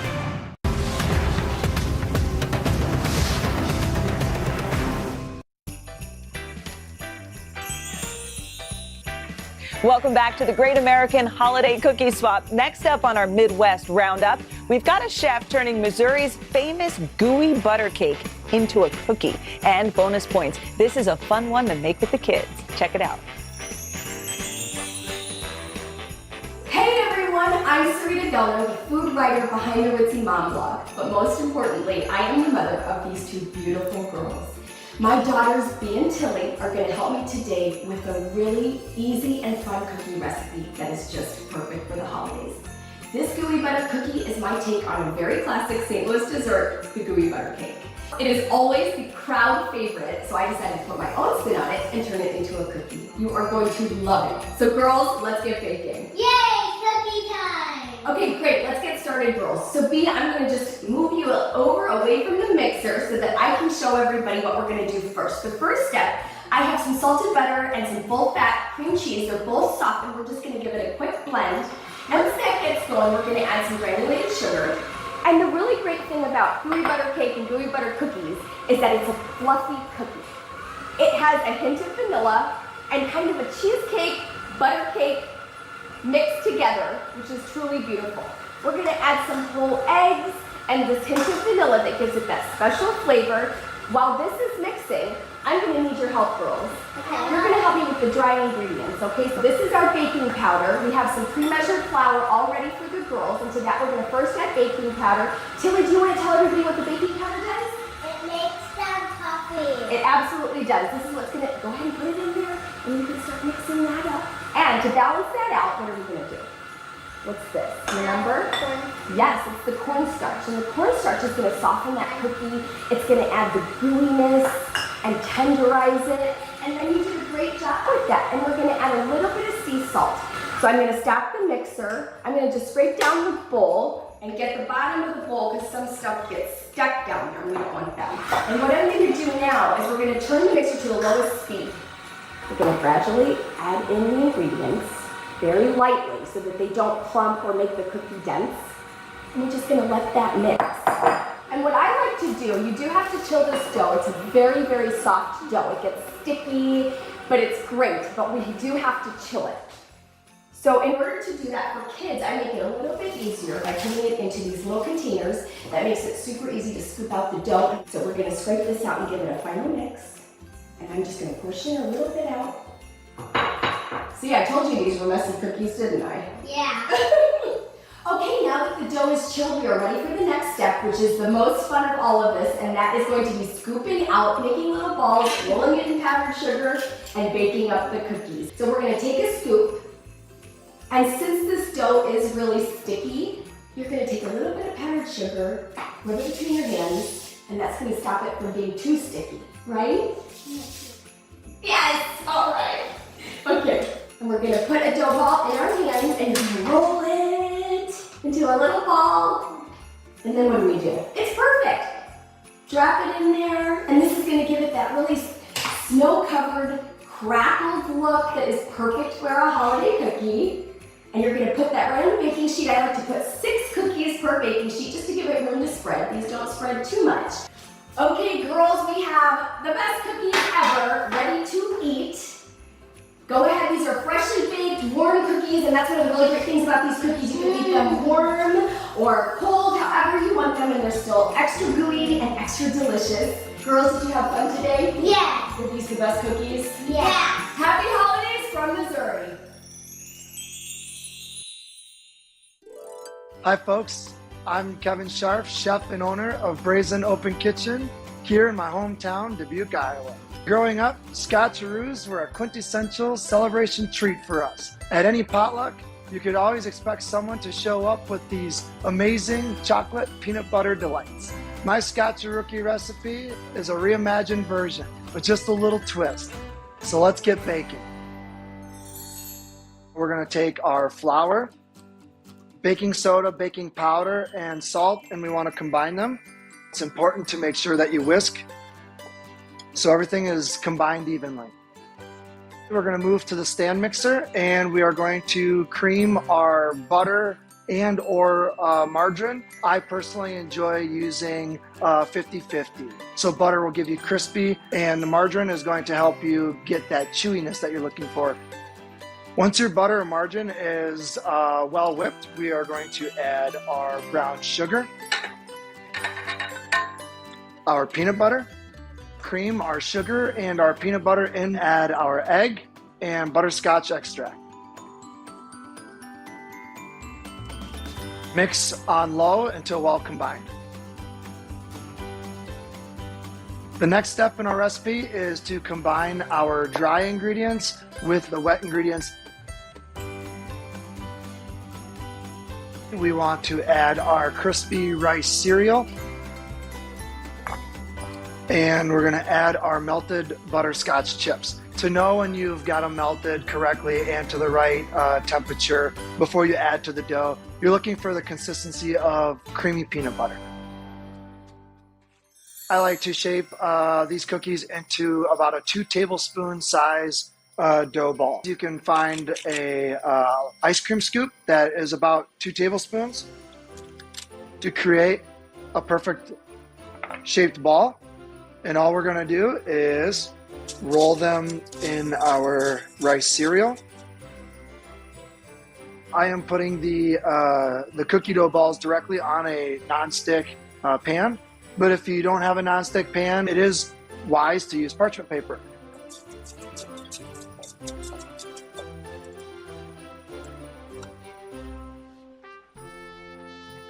Let's work on our chocolate ganache. We have our heavy cream with our chocolate in a heat-resistant bowl. Pour the cream, once it comes to a simmer, over the chocolate and just gently give it a stir until it becomes smooth.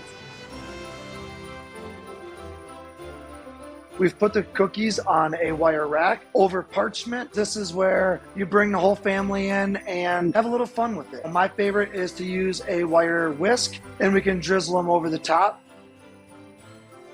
Now that our ganache has set, we have our Scotcherookies with just a little sprinkle of sea salt. From all of us here at Brazen Open Kitchen, have a super sweet holiday season.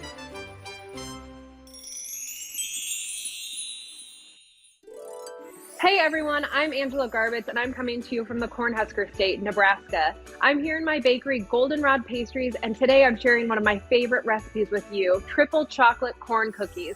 Let's get baking. So we are gonna start with our creamed vegetable shortening and brown sugar, and I've done that step already. If you prefer to use butter, go right ahead. We do dairy free. I'm gonna add 2 eggs. I love these cookies. The first time I made them, I was just obsessed. And then we're also gonna add the baking soda and the salt. I'm gonna mix these all together. So now I'm going to add in my cocoa powder, the first part of a triple chocolate corn cookie. We're going to be adding our sorghum flour and cornmeal next. And Goldenrod Pastries is a gluten-free bakery, and I've actually found that flours like sorghum make the most tender cookie. So it's perfect for this. We're gonna add sorghum flour, and we're gonna add our cornmeal, really nice fine cornmeal, and get this all combined. Okay, we're gonna add in some vanilla extract, and that's gonna really bring the whole dough together. The great thing about doing a gluten-free cookie is that you can't overmix it. Because you're not forming gluten, it's not gonna get too tough. All right, we are going to add in our dark chocolate and get this all combined. So we are going to shape these cookies. I have a baking sheet here lined with parchment. We have some sugar to roll the cookies in. Get a nice scoop here, drop that in the sugar. I just feel like that sugar adds such a nice little touch and a nice texture on the outside of the cookie. I'm gonna keep shaping these and fill up the tray. So I have just been melting some milk chocolate over here over a hot water bath. And so we are ready to dip our cookies. This is the third part of our triple chocolate cookies. We have the cocoa powder, we have the dark chocolate chunks, and now we have milk chocolate melted for the outside. So we have our finished cookies, and I love to do just like a little half dip. Looks so nice. We're gonna pop these on another sheet tray so that they can cool before we put them out on display.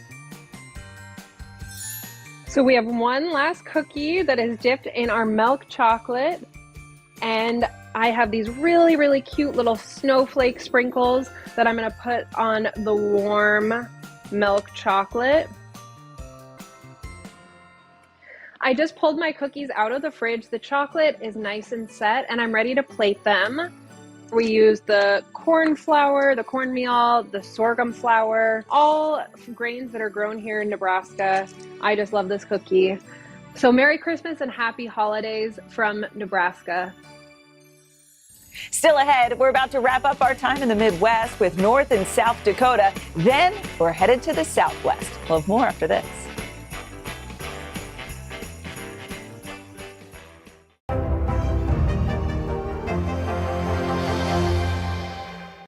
You get one beautiful life to live. Jenna doesn't stop till it's sold. We have this circle of women that love each other.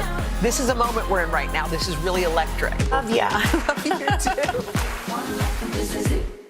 This is what it looks and feels. From the storm zone. The bigger piece of the puzzle comes. New numbers just out this morning. Good evening. We begin tonight with breaking news just coming in. We begin this hour with the latest developments. We're coming on the air with some shakeups big time on Capitol Hill. How much water ultimately will be forced inland? Whenever it happens, wherever you are, NBC News, streaming free now. The big variable, the storm surge.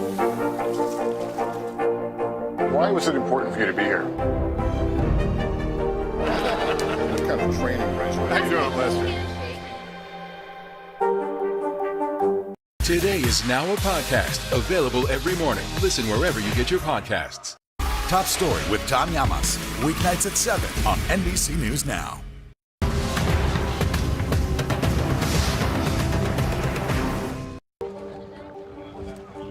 Let's go.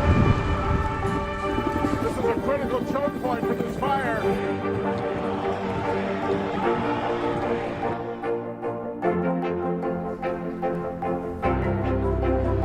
And good evening from New Orleans. Nice to really spend some time with you. I appreciate it.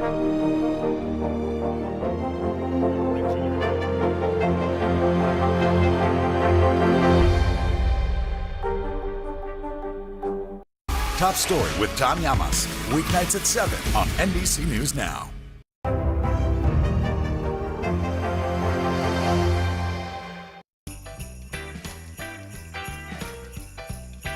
We are cruising through the Midwest with just 2 states to go. So let's head over to the Dakotas and see what they're baking up. Hi there, Chef Stephanie Miller from North Dakota here. In my home state, the cuisine is heavily influenced by different cultures, including Scandinavia. These little waffle cones, or krumkake, originally hail from Norway. They might look fancy, but I promise you, if you can make waffles, you will be able to make these adorable cookies. So let's get started with our batter. First, we are gonna start with some butter and sugar, and we're gonna cream this together for a little bit, just until it's nice and fluffy. This usually takes about 30 seconds or so. Take your time, move the bowl around. And once the sugar is kind of dissolved, you can take the mixer up a little bit higher. Once this is creamed, we're gonna add our eggs, just one at a time till they're well incorporated. One more, last one.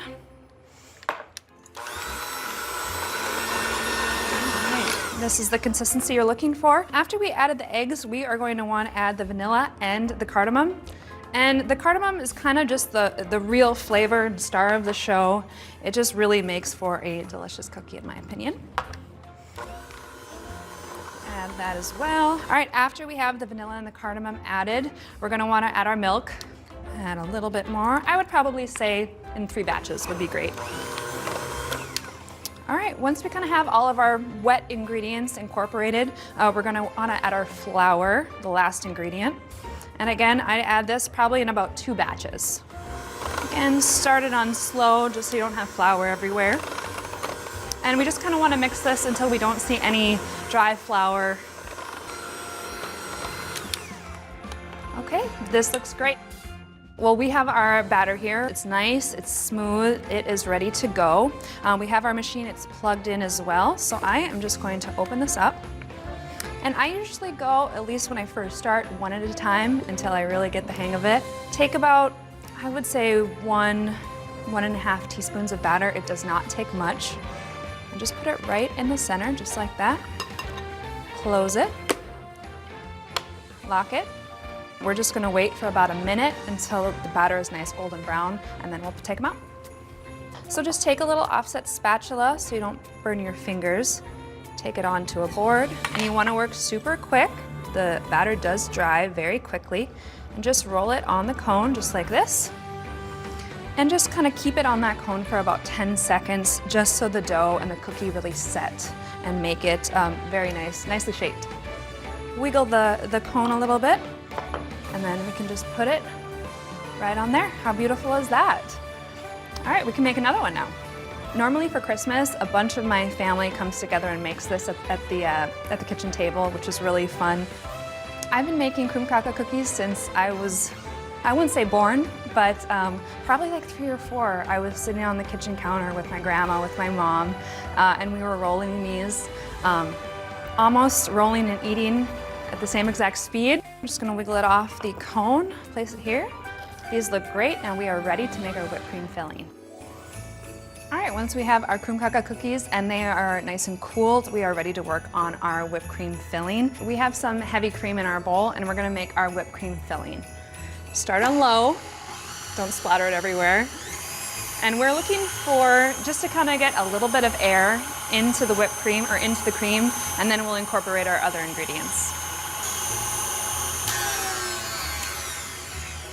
Okay, once we incorporated a little bit of air into the cream, you can go ahead and add the rest of your ingredients. I kind of like mine a little on the less sweet side, so not too much powdered sugar. A little bit of vanilla.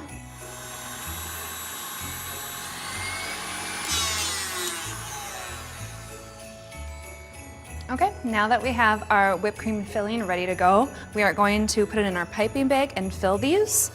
And you could eat these honestly by themselves. I do that all the time.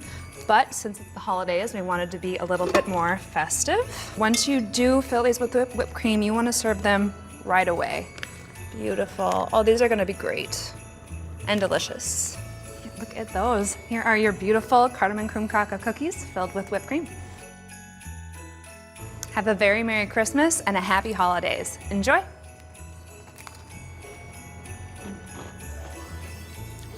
The Great American Holiday Cookie Swap on Today All Day continues right after this. For breaking news in our changing world, download the NBC News app.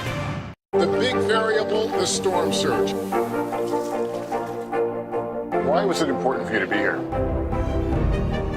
What kind of training regimen? How you doing, Lester?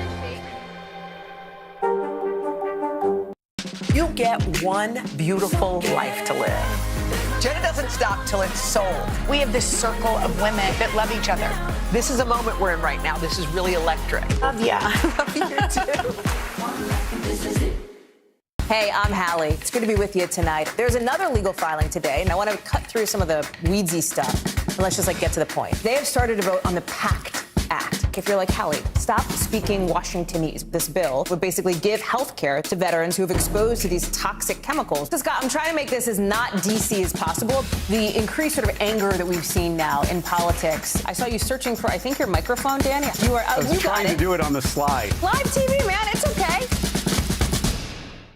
Top Story with Tom Llamas. Weeknights at 7 on NBC News Now. Today is now a podcast available every morning. Listen wherever you get your podcasts. Let's go. This is a critical choke point for this fire.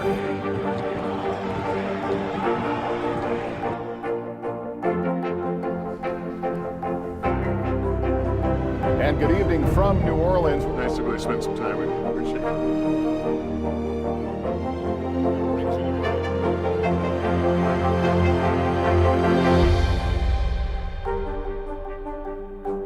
Hey, podcast fans, ready to unlock our true crime mysteries? Try Dateline Premium on Apple Podcasts. You'll get early access to originals, plus bonus content, and everything is ad-free. So head to Apple Podcasts now to subscribe. And we're back, ready for our next holiday cookie? Take a look. Hi everyone, Chef Chris Hanmer here. I'm owner of CH Patisserie in Sioux Falls, South Dakota. The official dessert of the Mount Rushmore state is Kuchen, a traditional German pastry. Today I'll be making a cookie that honors it, a spiced cherry and dark chocolate sandwich cookie. All right, and the first step to making the cookies, we're gonna make the cherry ganache. So in the pot, I have my corn syrup. I'm going to add my cherry puree. And we're also going to add our vanilla. It doesn't take a whole lot of time for the puree to get warm. We don't want it to be too hot because we don't want to burn the chocolate actually. So once this just comes to a simmer, we're good. We're gonna go ahead and pour it right over the chocolate. And now we're gonna give it a couple stirs here just to make sure that the chocolate and the cherry puree get incorporated. So we're gonna go ahead and put the immersion blender in. And that's gonna make a nice smooth emulsion. Now we're gonna slowly start adding the pieces of butter, 1 or 2 pieces at a time. You can see the consistency of the ganache has changed now. In the pastry world, we like to say the ganache has a little bit of elasticity to it. So I'm just gonna take some plastic wrap, put it on the bowl, place it on the counter for 24 hours, and we'll be ready to fill the cookies. And now it's time to mix the cookie dough. In my bowl here, I have the separated egg yolks. To that, I'm gonna turn the mixer on a little bit. I'm gonna start adding my granulated sugar. At this point, I'm gonna turn off the mixer, and you can see the egg yolks and sugar are already nice and light. This is room temperature butter, it needs to be nice and soft. I'm gonna start adding a little bit at a time. So we're gonna add the flour, the cinnamon, the ginger, the baking powder, and the salt all goes into the bowl. So we're just gonna mix this nice and gentle until it forms a nice dough. And that's it, the dough is ready. We're gonna take it off of the mixer. I'm gonna place it down right onto plastic. I'm just gonna fold it over. And the thinner we can get this, the easier it's gonna be to roll it out at home. Just pressing by hand is fine. And now we're gonna chill this overnight and we'll be ready to roll the cookies out.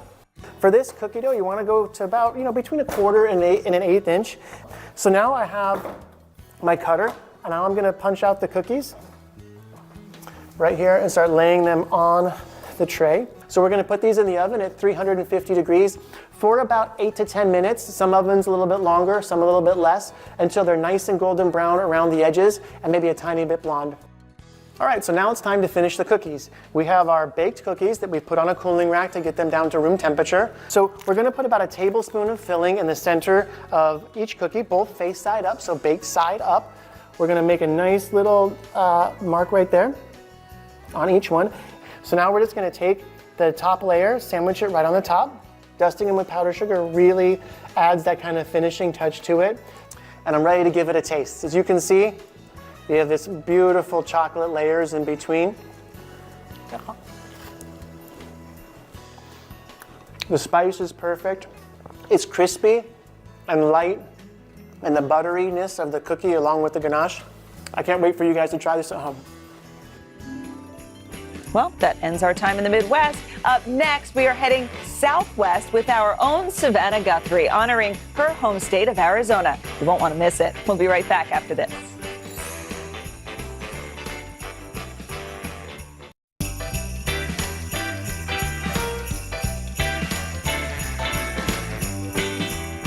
Welcome back to today's Great American Holiday Cookie Swap. We are cruising across the country. We visited chefs from almost 40 states in the Northeast, the South, and the Midwest, and we still have plenty of great recipes to go. Throughout the show, look for this QR code that will appear at the bottom of your screen for recipes and for more information on how you can give back this season. Feeding America, the country's largest network of food banks, is working to fight food insecurity. So scan that code with your smartphone to find out how you can volunteer or donate to help your local food banks this holiday season. Next up, the beautiful Southwest. Kicking things off, here is our very own Savannah Guthrie, who grew up in Tucson, Arizona. Merry Christmas and happy holidays, everybody. It's Savannah. You may have heard I've been working on my cooking skills and starting from scratch. They're a little rusty, but one thing I love to do is bake. And today we are going to do a snickerdoodle, a recipe I've wanted to master but have never really been able to do. Now, I'm from Arizona. I grew up there. I went to the U of A. This is not an Arizona cookie, but we're gonna make it Arizona style. So come along. We're gonna show you how to make a snickerdoodle. Okay, the first step is, of course, our dry ingredients. We have flour. We're gonna add salt, baking soda, cream of tartar, that's the snickerdoodle specialty. We're gonna whisk it all together, get it nice and mixed up. There's one ingredient in these dry ingredients that you gotta add, and it is cinnamon, because that's what's gonna give it that yummy snickerdoodle flavor. Like most baking recipes, they're dry ingredients, they're wet ingredients. We already have butter and sugar that have been creamed together, and now we're gonna add 2 eggs, and some vanilla. Don't forget the dry ingredients. It will not turn out too well. Put them in there. Usually they tell you to do it a little bit at a time. If you're really gutsy, you can try to put the dry ingredients, keep adding as it's still stirring, but that can make kind of a mess. You might end up wearing more of your dry ingredients than end up in the bowl. If you're patience challenged like me, you don't want to do it. You just want to dump it all in there. But gotta read the directions, especially with baking. If I were home, I'd be listening to Taylor Swift and, you know, I'd be having a glass of wine or a cocktail. So if you're home and you're doing this, turn up the music and maybe, you know, pour a little glass of wine or a cocktail, have fun. So you've got your dough. Now we're going to form our dough balls. This is where we're gonna add a little Arizona just for fun, because why not?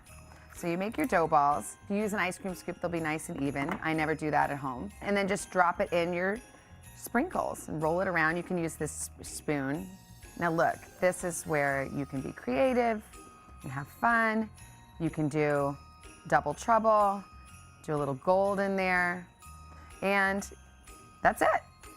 Even it off, do your dough balls, drop it in, take a glass of wine, have a swig, have your fun. You want to try to space these about 2 inches apart. Let's do a gold one, just for the heck of it. My kids love anything sweet. When I bake, they're always nearby because they like to crack the eggs, they like to participate, and mostly they like to lick the spoon. So when I was a little girl, my mom, when she baked, which was not that often, but when she did, she would always use a hand mixer that had 2 of those prongs, so it was 1 for Savannah, 1 for Annie. I use a stand mixer like this, so 1 gets the spatula, 1 gets the paddle. But I don't know if you're supposed to eat raw cookie dough, but in our house, we do. If you're doing the holidays and you don't want to do the great state of Arizona, you could do red and green. There's a lot of different ways you could make them have a little extra flair. Okay, this tray is done. We're gonna bake it, 350, 12 minutes. Enjoy. Okay, fresh from the oven. Don't these look so pretty? Ah, festive, colorful, the Arizona state flag, and let me just try one. Delicious. Merry Christmas from my family to yours. Hi, my name is Chef Marinigas. I'm coming to you from my restaurant here in Albuquerque. Today we're going to make our steak cookie, the bizcochito. This recipe has been handed down to my family for years and years. We make a big holiday batch every single year. I hope you love our cookies as much as we do. First, you got to make the dough. First, we add our lard, because that's what's going to make them melt in your mouth. After that, you put a little bit of sugar gradually. Turn on your mixer and start mixing it until it gets nice and fluffy. You're gonna add your cinnamon. You're gonna add a little bit of salt, your ground anise, and you're gonna let that mix in real good. Go ahead and push it down from the sides to make sure everything incorporates real nice. So you're gonna add your egg. Let it mix in very nicely. You're gonna add your red wine. So the cheaper the red, the better. That's what my mom says. So you put just a semi-sweet or a sweet red wine, it comes out perfect every time. You're gonna go ahead and scrape down the bowl again to make sure everything's incorporated. So add in your flour. Start with just a little bit.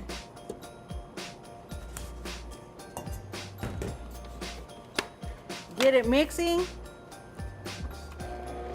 And as it's mixing, you're just gonna add little by little. You want it soft, nice and soft, but you don't want it sticky.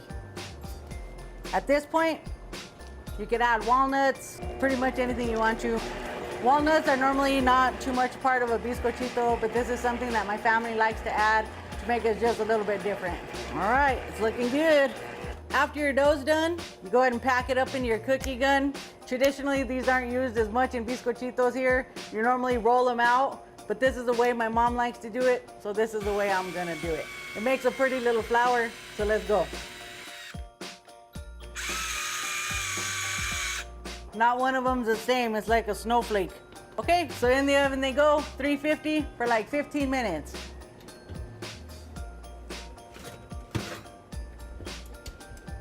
All right, you want them to get nice and crispy and brown on the edges.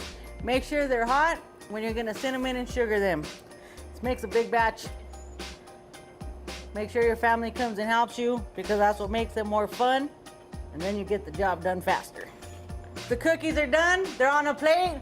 My family's ready to eat. Come on guys, cookies are ready. Oh, grab one, come on, come on. Let's go, let's go. Merry Christmas and Happy Holidays! Man, those look so delicious. All right, coming up, we're staying in the sunny Southwest with more creative cookie recipes for your holiday table. We'll be right back.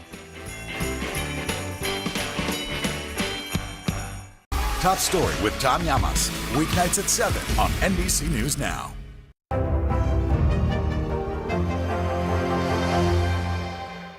For breaking news in our changing world, download the NBC News app.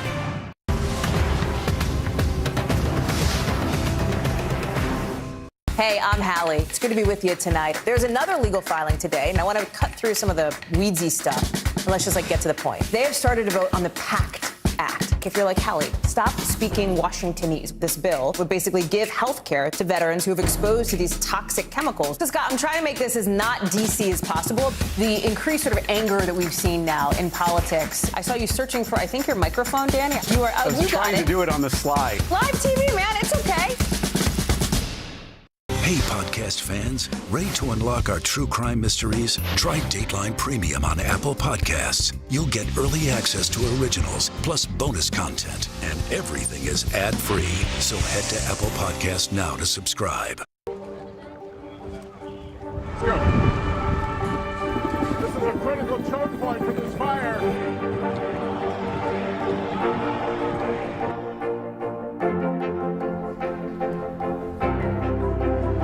And good evening from New Orleans. Nice to really spend some time with you. Appreciate it.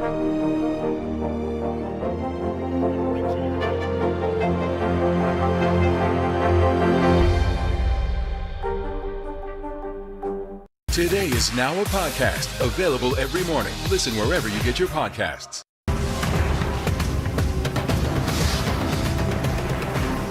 Today is now a podcast available every morning. Listen wherever you get your podcasts. For breaking news in our changing world, download the NBC News app. Today is now a podcast available every morning. Listen wherever you get your podcasts. Welcome back to the Great American Holiday Cookie Swap. We are making our way across the country, and next up, it's the Beehive State. Take it away, Utah. Hi everyone, it's Chef Viet Pham coming to you from Salt Lake City, Utah. I moved to Utah 15 years ago and I fell in love with the state's mountains, the trails, the people, and its community. Of course, we're known as the Beehive State, so I'm gonna pay homage to that nickname. I'm gonna make a hot honeycomb chocolate chip cookie. All right, so let's get started making our hot honeycomb candy. So what I'm gonna do is go ahead and add the sugar first, and then I'm gonna add the water, and then the honey. And then once you have that in there, you're gonna go ahead and start your fire at about a medium high, and you wanna make sure you're constantly stirring. So I'm gonna move this around to get all the sugar mixed up. This should take you probably about 10 to 15 minutes, depending on how strong your stove is. So right now I'm hitting about 220 degrees, and you can see it's getting really foamy, and that's the water kind of evaporating. All right, so we're at 300 degrees. I'm gonna go ahead and turn off the fire. What I have here is the baking soda and the cayenne. I'm gonna go ahead and mix the cayenne in with the baking soda. So you wanna go ahead and pour it in, and then you wanna start to whisk it very, very fast. And don't be alarmed, the sugar is gonna triple in size. And then you'll see it's kinda erupting, and then you wanna carefully pour it onto your baking pan, And then that's it. When you add baking soda to the sugar, it starts to form that chemical reaction by fizzing and letting out the gases, and it aerates the candy, and it makes it like a honeycomb. So you see all these little holes, and makes it really nice and light and crispy. So now our hot honeycomb has cooled down. There's a couple ways of breaking it. I like using something sharp, like the tip of your scissors or an ice pick. You wanna look for pieces that are about a dime to a nickel size. So what I have here is just a basic chocolate chip cookie dough. And if you don't want chocolate chip cookies, you could use peanut butter cookies, you could use sugar cookies, you could use molasses cookies, any cookies that are already pre-made in your refrigerator section. You could just go home, cut them up, put them in the oven, and then as soon as you're done, when you take them out, add these guys, and it's gonna add an amazing textural element to it. All right, so the cookies are freshly out of the oven. They're still hot and really soft. This is a crucial moment right now for us to get these shards of hot honeycomb into the cookie. Otherwise, it's gonna be really hard to get them in once the cookie sets. So I'm just gonna go ahead and kind of just press them in lightly. I'm gonna finish this off with a little bit of flaky salt. And there you have it. This is our Utah hot honeycomb chocolate chip cookies. It tastes amazing. You get that richness from chocolate and that crunch and crisp from the hot honeycomb, and you get some of that heat and the salt. It just all comes together. It's so delicious. Happy holidays from our Pretty Bird family to yours. You're a good boy, huh? Hi everyone, I'm Angela Sweetler, the chef and owner of Queen of Hearts Las Vegas, where we specialize in high tea Vegas style. But what happens in Vegas doesn't always stay in Vegas. So today I'm going to teach you how to make our chocolate chip casino cookies. One bite of these and you've already hit the jackpot. So to start these cookies, we'll first take our butter and we'll put that into our bowl. And then we're going to take both of our sugars. I'll start with the brown sugar. Second, I'll add the white sugar. Next is our eggs. And next I like to add my salt and my vanilla. Do the salt first, and then our vanilla. Our next ingredient is going to be the flour, the chocolate chunks, and the baking soda. And that's going to go right on top here. And I'm going to finish it off with my chocolate chunks. I'm going to go ahead and pop on my gloves and place the dough in the molds. Today we have two kinds of molds. You can either use a tin mold that you spray lightly, like this one, or you could use a silicone mold and you wouldn't have to spray it. Today we're going to use the sprayed tin mold.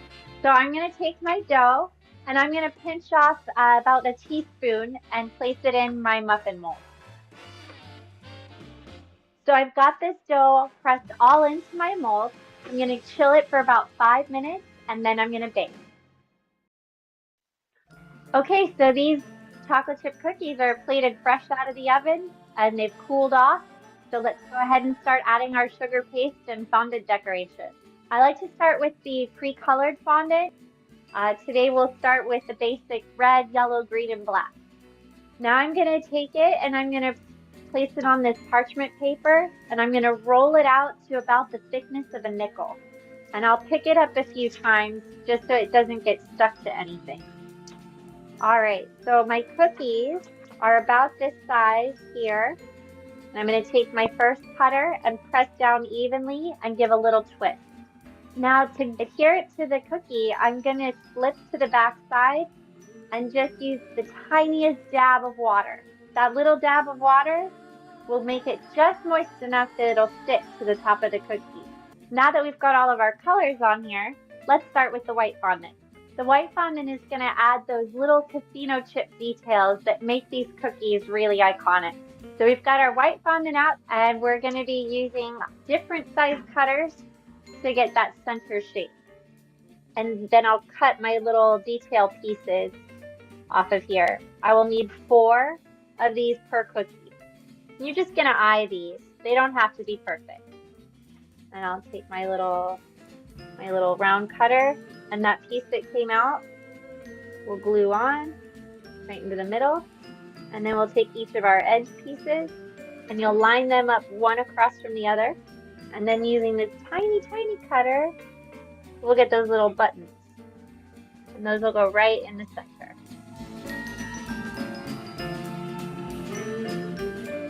So our casino chocolate chip cookies are all done, but I'm going to need some help tasting them. Let's bring my staff in. We've got Ken and Jamie, and they're going to help me try these delicious cookies. Merry Christmas and Happy Holidays from Nevada. Thanks, Chef. We are getting ready to head to our last group of states, the Wild West. Gabi Dalkin, Brother Luck, and Michelle Lopez are just some of the amazing chefs coming your way. So stick around. We'll be right back.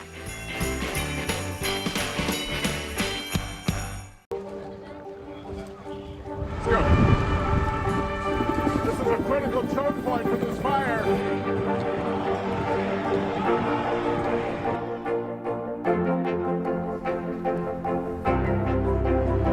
And good evening from New Orleans. Nice to really spend some time with you. Appreciate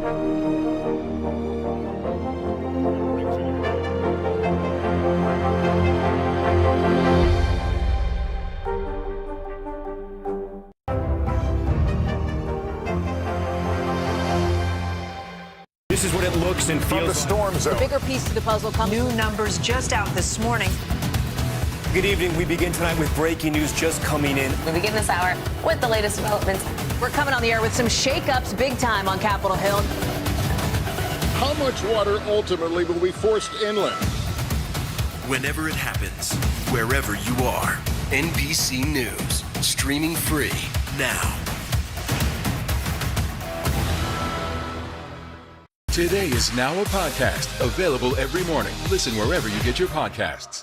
Hey, podcast fans, ready to unlock our true crime mysteries? Try Dateline Premium on Apple Podcasts. You'll get early access to originals, plus bonus content, and everything is ad-free. So head to Apple Podcasts now to subscribe. For breaking news in our changing world, download the NBC News app. You get one beautiful life to live. What are you gonna do? This show is so fun, but having you as a positive force means really the world. Jenna doesn't stop till it's sold, okay? We have this circle of women that love each other. I decided I'm gonna go with the rhythm of life. And you love riding the wave. This is a moment we're in right now. This is really electric. Yeah. I love you too.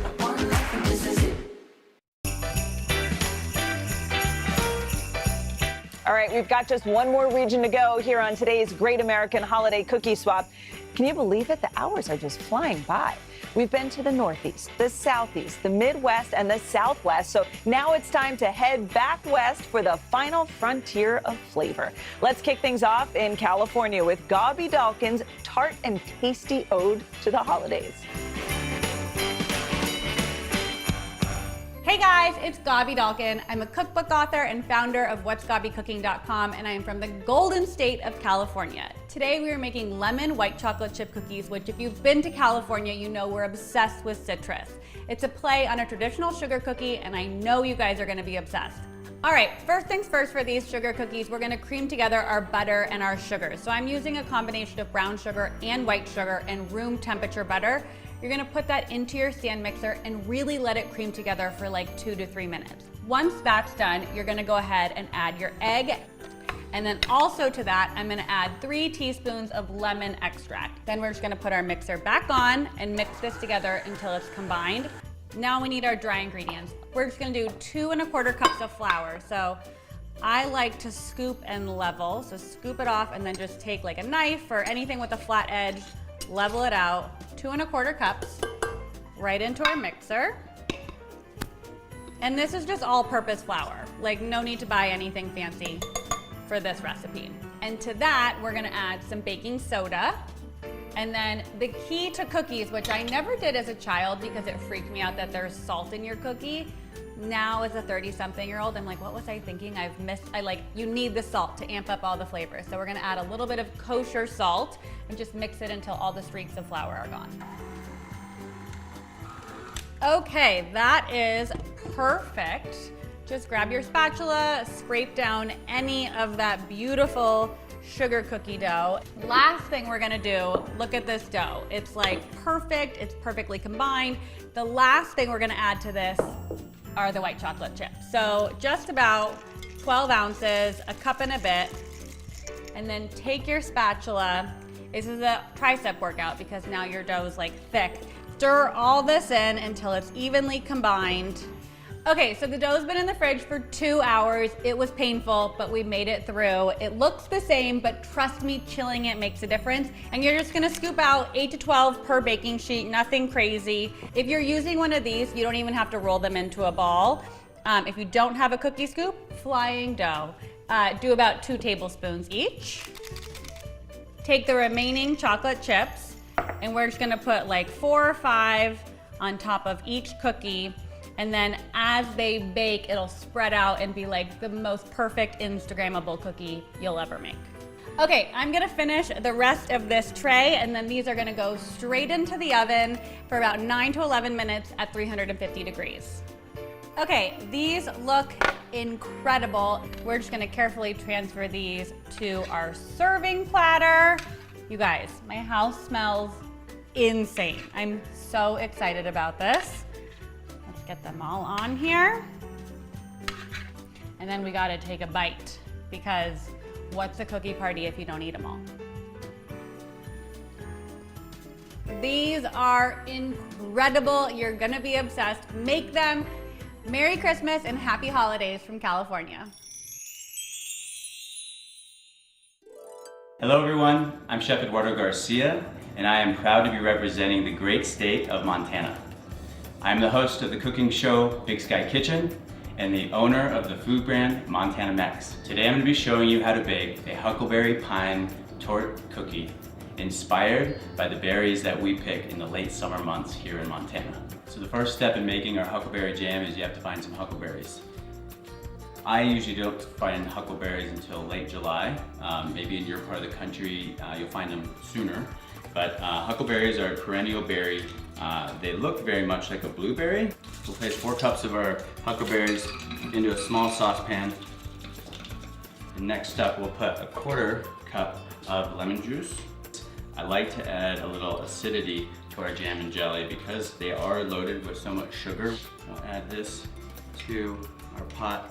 And if we get any of these seeds in here, we'll just have to scoop those out. Next up, we'll add calcium water, which helps sort of give it that jellied or like viscous consistency. So we have a vanilla pod, we've got some cardamom, and we've got honey. When you heat up spices, the flavor jumps up and wakes up. So we're gonna heat this up. I've never counted them, I don't think you could. There's millions of little seeds in a vanilla pod, and we wanna scrape those and make sure they end up in our pot. We'll go with our honey. I think we're doing about 1/2 cup. So we're gonna wanna add 2 tablespoons of a bourbon. We wanna heat it up enough so that honey warms up enough to receive that bourbon. There it goes. It flambéed, which cooked off all the alcohol. We're gonna add it to our huckleberry jam. Once our mixture comes to a boil, I'm gonna add our pectin and we're gonna puree it. So we'll puree it, we'll add it back to the jam, we'll stir it up, and that'll give it a spreadable consistency. See how our pureed mixture is thick and smooth.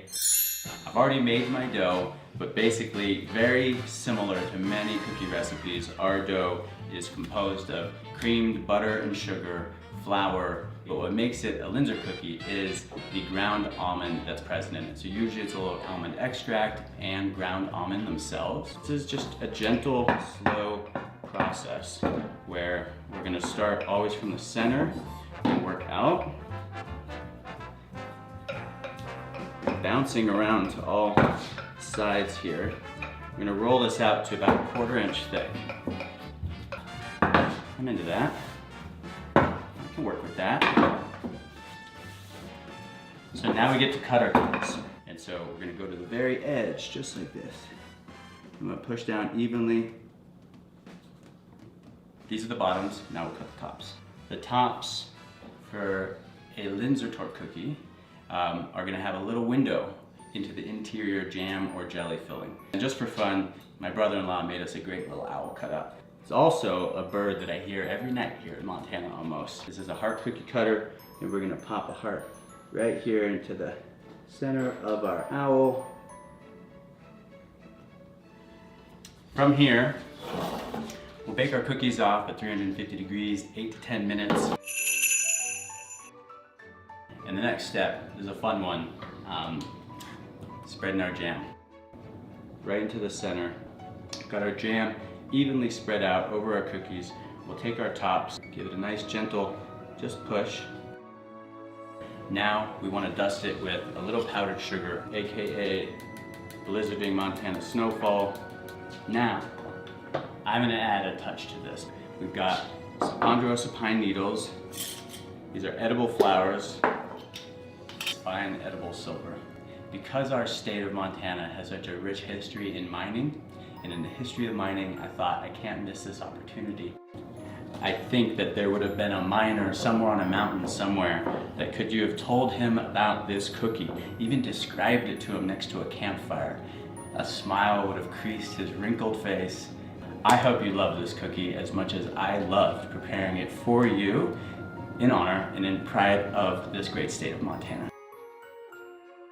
Have a delicious and sweet Christmas season. Cheers. Mm. Mm.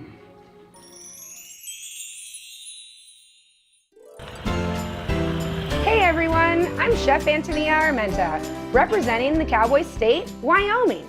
Bonafide Food Love is my catering company, and our food truck travels all over the state.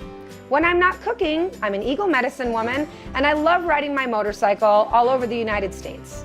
Today, I'm baking The World Needs More Cowboy Cookies, a spin on the classic treat packed with all the best mix-ins. The first step for this recipe is going to be browning of the butter. The reason that we do that in this particular recipe is because we're honoring the University of Wyoming and the brown and gold.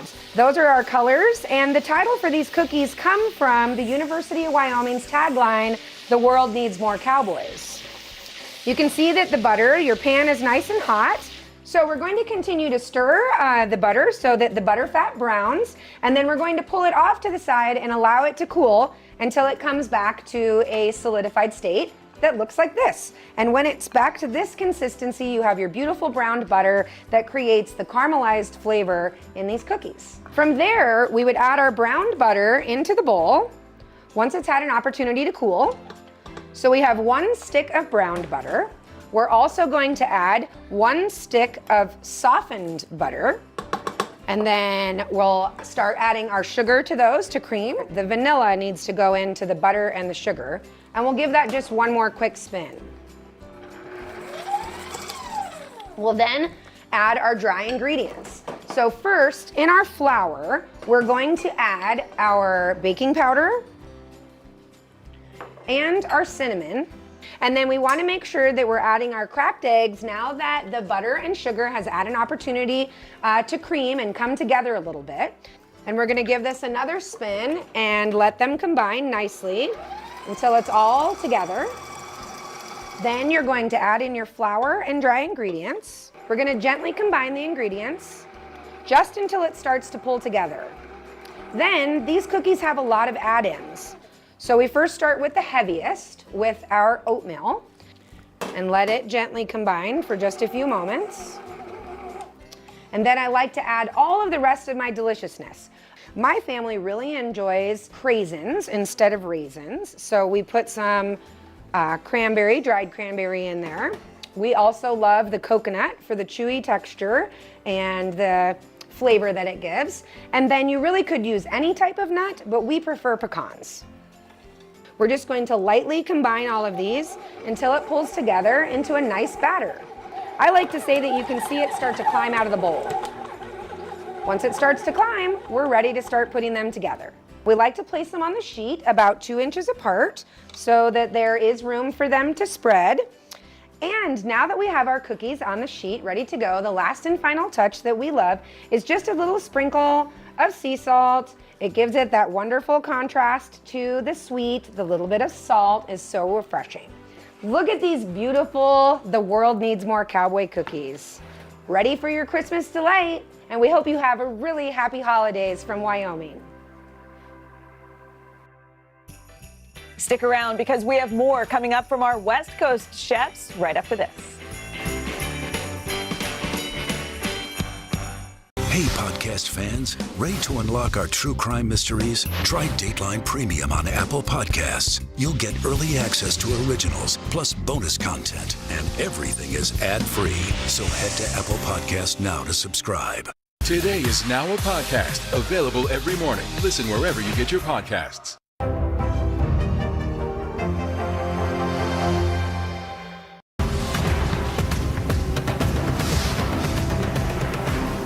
Today is now a podcast, available every morning. Listen wherever you get your podcasts. This is what it looks and feels. From the storm zone. The bigger piece to the puzzle comes. New numbers just out this morning. Good evening. We begin tonight with breaking news just coming in. We begin this hour with the latest developments.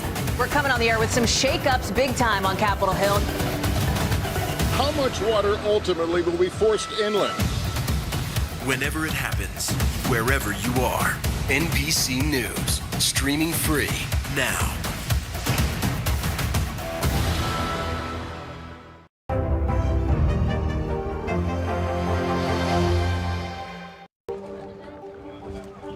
Let's go. This is a critical choke point for this fire.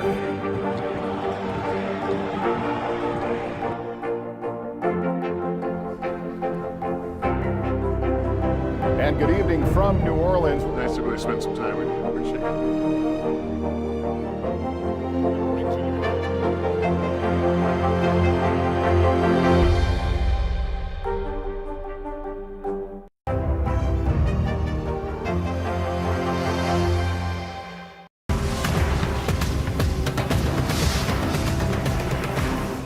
Today is now a podcast, available every morning. Listen wherever you get your podcasts.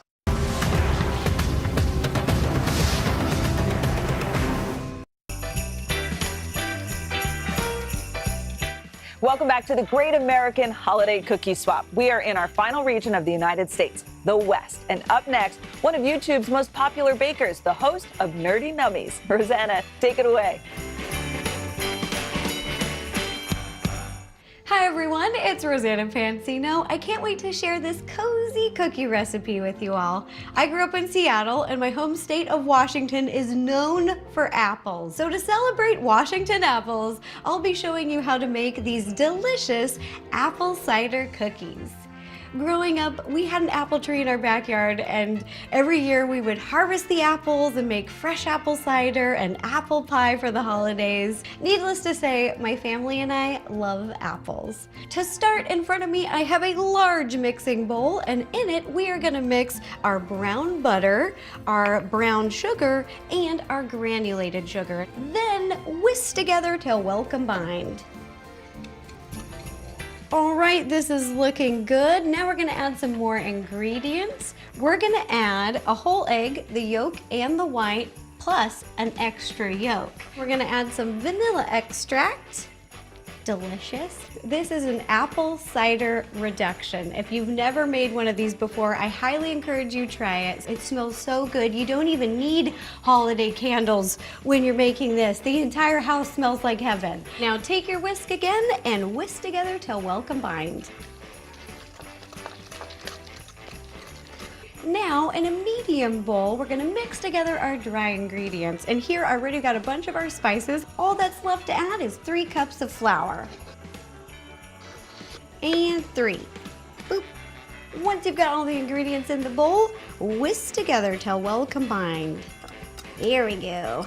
We're gonna pour all the dry ingredients into the wet. Boop, boop, boop, boop, boop. And using a wooden spoon, we're gonna mix together. This dough is looking good. Now I'm gonna set it off to the side and get our apples ready. Next step is to peel, core, and cube your apple. I'm using a Honeycrisp because I love them and I think they're perfect for this recipe. Once your dough has chilled, it's time to scoop these cookies. And now gently with the palms, you're just gonna press them down to kind of flatten them. While the cookies are baking, we're gonna make some things to sprinkle and enjoy on the top of our cookies, starting with our butter mixture. Over here, I've got 2 tablespoons of butter, and then you're gonna pour 1 tablespoon of the apple cider reduction. Next, we're gonna make our sugar mixture, which is just some regular sugar, and then all of my favorite holiday spices. Last but not least, before these cookies are out of the oven, we're gonna make a little homemade icing. In a medium bowl, we're just gonna add all of these ingredients together and mix it up. Once the cookies have baked, give them plenty of time to cool, and now you're ready to decorate. We're gonna take these delicious cookies and make them even more delicious. Start with your butter mixture. Try not to drown your cookie. You just wanna cover the whole top so that your sugar will stick to the cookie. Now, I'm just gonna drizzle, all over. They're all done, they're ready to enjoy. I can't even wait to get a plate, you guys. I've gotta have a bite right now. They are just smelling so good. Oh yeah! I know this cookie takes a little bit of time to make from scratch, but it is worth it, you guys. I hope you try it and I hope you enjoy. My name is Chef Brother Luck, and I am a restaurant owner from Colorado. Now, you might recognize me from Top Chef, but today I'm going to take you on a journey of my Pikes Peak Snowdrop cookies. Now, this is a dish that represents the beauty of my state, living at the base of Pikes Peak, the snow falling, the smell of all these toasted nuts and oats. My grandmother left me this recipe, so today I'm going to share it with you, and we're going to bake together. Step 1 means we're gonna mix the dry ingredients. So I'm just gonna take this sifter, I'm gonna put that flour in there, I'm gonna put the dry ingredients of the baking powder and the baking soda right in there, and we're just gonna give it a little love tap. We're just gonna tap it on the side, get all those lumps out of there, and work it all the way into the bowl. It's like it's snowing. Step 2, what we're going to do is we're going to begin to cream our butter. This is one of the most important parts. But instead of butter, we're actually going to use shortening. I like to use shortening because my grandmother used shortening. We're going to mix that with our sugars. We're going to turn that on. We're going to start it on low, let it come together. We're going to cream it until it's nice and smooth. You want to trust that good food takes time. And, you know, just like a good grandmother, she's always going to tell you that it takes time, baby. It takes time. I'm going to turn that down to lower speed. And we're going to work in these eggs and this vanilla. So once we get this nice and smooth, all of that slightly incorporated, we're going to work in our dry ingredients. We've got those 2 cups of flour. We've got that teaspoon of baking powder and that half teaspoon of baking soda. We're going to put that oat all the way in there. We're going to put that coconut right in there. Next, we're going to sneak in our cornflakes. Now, the paddle's going to break down the cornflakes as we get in there. And then we've got the pecans. We're going to sneak those in.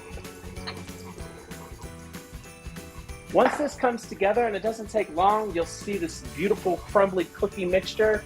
You know you're ready to go. The next step, what we're going to do is we're going to take a teaspoon, and we're just going to drop those cookies on there. I like to do smaller cookies. That way they cook a little bit easier. They don't spread too much, and they don't have to be perfectly pretty. So these go into a 350-degree oven. My house smells amazing, and so will yours. So what we're going to do is we're just going to dust these with a nice little amount of powdered sugar. It's going to give it that finish, that look that we want, and it'll bring it all together. Oh my goodness. I'm transported to my childhood as we speak. They're good to go. Gorgeous Pikes Peak snowdrop cookies. Oh, good cookie. Happy holidays from my kitchen to yours.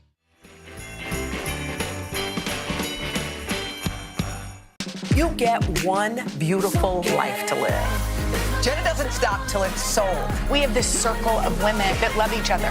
This is a moment we're in right now. This is really electric. Yeah, I love you too.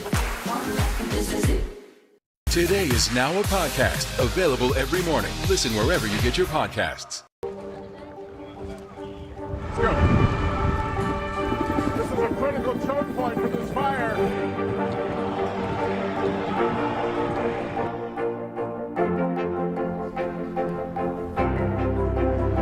And good evening from New Orleans. Nice to really spend some time with you. Appreciate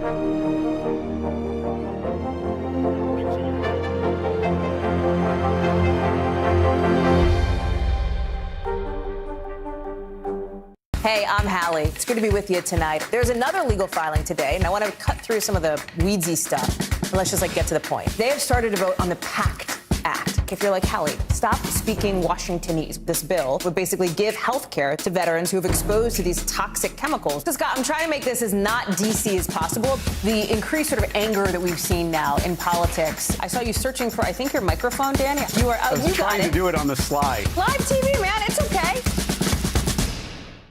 You get one beautiful life to live. What are you going to do? This show is so fun, but having you as a positive force means really the world to me. Jenna doesn't stop till it's sold, okay? We have this circle of women that love each other. I decided I'm going to go with the rhythm of life. And you love riding the wave. This is a moment we're in right now. This is really electric. Yeah, I love you too. Today is now a podcast available every morning. Listen wherever you get your podcasts. Top Story with Tom Llamas. Weeknights at 7 on NBC News Now. Welcome back to the Great American Holiday Cookie Swap. We're nearing the home stretch with only a few states left. So next up, we head to Idaho with Taylor Duran's chocolate potato chip cookies. Yes, you heard that right. She's combining two of my favorite snacks into one, potato chips and cookies. Take it away, Chef. Hi everyone, I am Taylor Durand, also known as Treats by Tay. I am a baker and content creator coming to you from my home in Idaho. I moved to Idaho when I was 13 and now live here with my husband and 2 kids. There's so much to love about Idaho, from the national parks to the mountains to the hot springs. And of course, our state vegetable, the potato. What can make a chocolate chip cookie even better? Adding some good old-fashioned potato chips. They're the perfect blend of salty and sweet, and they're super easy to make. I'm going to start with about a cup of potato chips. I like to use kettle cooked just because they are a little bit more crunchy and add a bit of texture to your cookie. And we're just going to go ahead and crush these up using your hands. And we're not going to put them in our cookie, but we are going to top our dough with it before we pop them in the oven. We're going to go ahead and add half a cup of butter to give it that creamy, buttery taste, and half a cup of shortening to make sure our cookies don't go flat. We're going to go ahead and add it in our stand mixer using the paddle attachment. And now you're going to add 1 cup of brown sugar, half a cup of granulated sugar. You're going to go ahead and turn it on low, and you want it to look light and fluffy.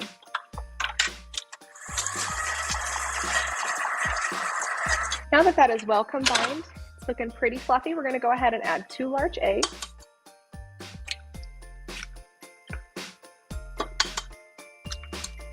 And we're going to add 1 teaspoon of vanilla.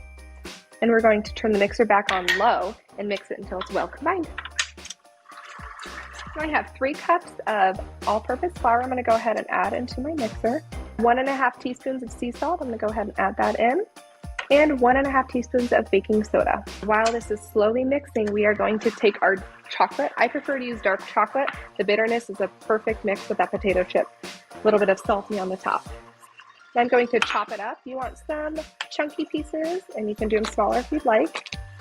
All right, so we're going to want to use about 3/4 cup of this chocolate in our cookie dough, and we're going to want to save about 1/4 of it for the top of our cookie. And mix it all up. Now that this is mixed, we're going to go ahead and grab our cookie sheet. I like to use a silicone mat. You can absolutely use parchment paper though if you'd like. All right, and I do like to use a scooper. So go ahead and make scoops.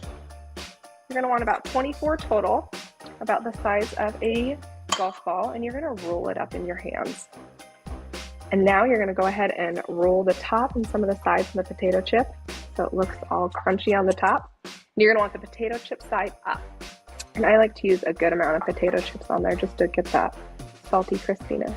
Now once your dough is all rolled out and dipped into your potato chips, I like to add now come the dark chocolate chunks. And we're going to go ahead and just shove some pieces on the top of the cookie. Now that our cookies are ready to go, we're going to put them in our preheated oven and we're going to bake them for about 12 to 15 minutes or until they turn a light golden brown. All right, now that our cookies have cooled and they are ready to go, you can dig right into them or share them with others. They're perfect. Super salty and sweet. Merry Christmas from my family to yours.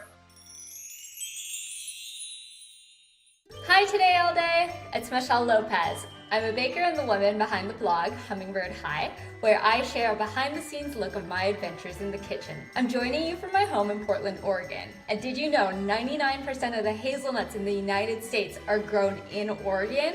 So in honor of the hazelnut capital of the world, I whipped up a recipe for candied hazelnut chocolate chip cookies that will be perfect to enjoy with friends and family this holiday season. So the first step in making these cookies are to candy the hazelnuts. We're gonna preheat our pan till it gets really nice and hot. We're gonna dump these hazelnuts in there. Now we're gonna add the sugar and finally some water to just bring it all together. So we're just gonna stir this to encourage the sugar to melt, and we're gonna be here for about 5 minutes. Okay, so in the recipe, I instruct you to cook the hazelnut mixture until the sugar starts to seize. So that means that the sugar that we melted down has seized around the hazelnuts and coated them in sugar, which is what you want. And now, I know it's really tempting to stop at this stage, but I promise you it's worth it to take the extra minute or two again to remelt the sugar, because that'll give it the caramelized toasted flavor we all know and love. I'm gonna turn the heat off. We're actually gonna stir in the salt for the hazelnuts.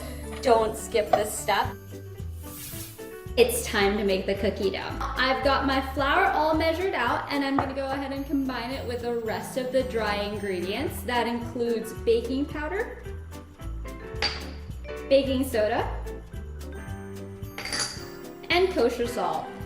And we're back to the melted butter. So I've got some brown sugar and some white sugar. And once that's done, go ahead and add 1 egg. We're gonna go ahead and add 2 teaspoons of vanilla extract. And finally, to bring the dough together, we're gonna add the dry ingredients into the wet ingredients. What I've got here is some dark chocolate. So the bitterness of the dark chocolate will help balance out that sweetness. At this point, enough time has passed that you're able to kind of handle your candied hazelnuts.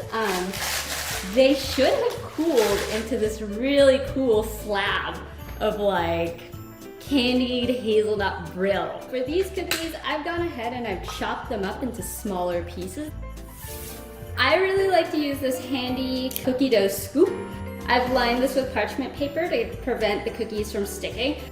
I like to reserve some of the mix-in and just stick them on each cookie dough ball.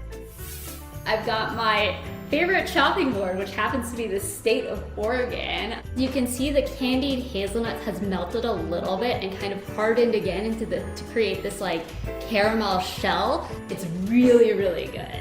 Happy holidays from my family to yours. Looks good. Thank you so much, Chef. All right, only 2 states left. Can you believe it? We'll head to Hawaii and Alaska for some tasty local treats. Don't go anywhere.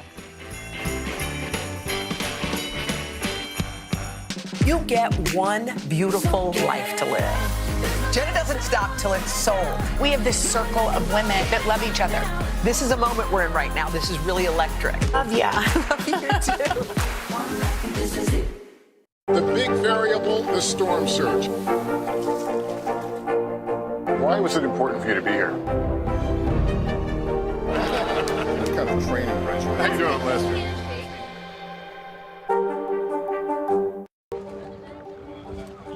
Let's go. This is a critical choke point for this fire.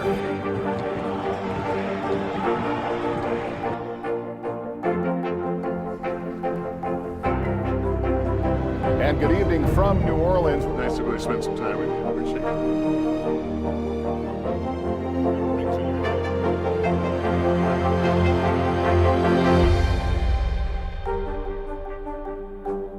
Top Story with Tom Llamas. Weeknights at 7 on NBC News Now. Hey, podcast fans, ready to unlock our true crime mysteries? Try Dateline Premium on Apple Podcasts. You'll get early access to originals, plus bonus content, and everything is ad-free. So head to Apple Podcasts now to subscribe. Today is now a podcast, available every morning. Listen wherever you get your podcasts. Hey, podcast fans, ready to unlock our true crime mysteries? Try Dateline Premium on Apple Podcasts. You'll get early access to originals, plus bonus content, and everything is ad-free. So head to Apple Podcasts now to subscribe. Top Story with Tom Llamas. Weeknights at 7 on NBC News Now. You get one beautiful life to live. Jenna doesn't stop till it's sold. We have this circle of women that love each other. This is a moment we're in right now. This is really electric. Love ya. Love you too.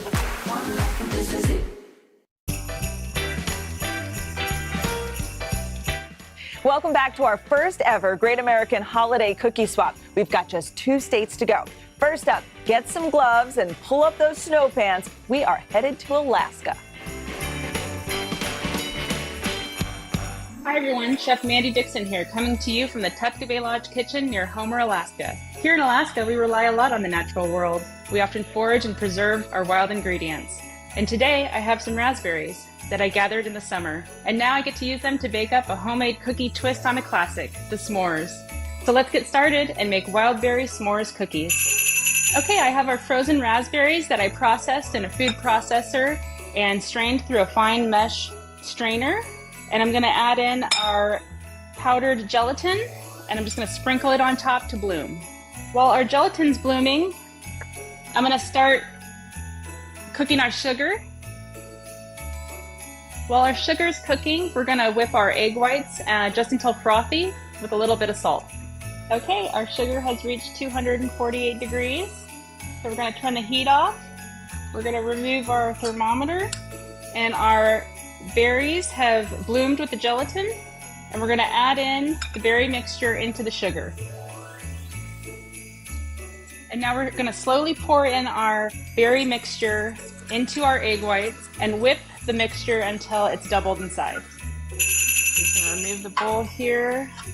and pour it into our prepared 8 by 8 by 2 inch cake pan. And I'm going to use a lightly oiled spatula to help even out the top of our marshmallows. We're going to sprinkle a little bit more powdered sugar on the top.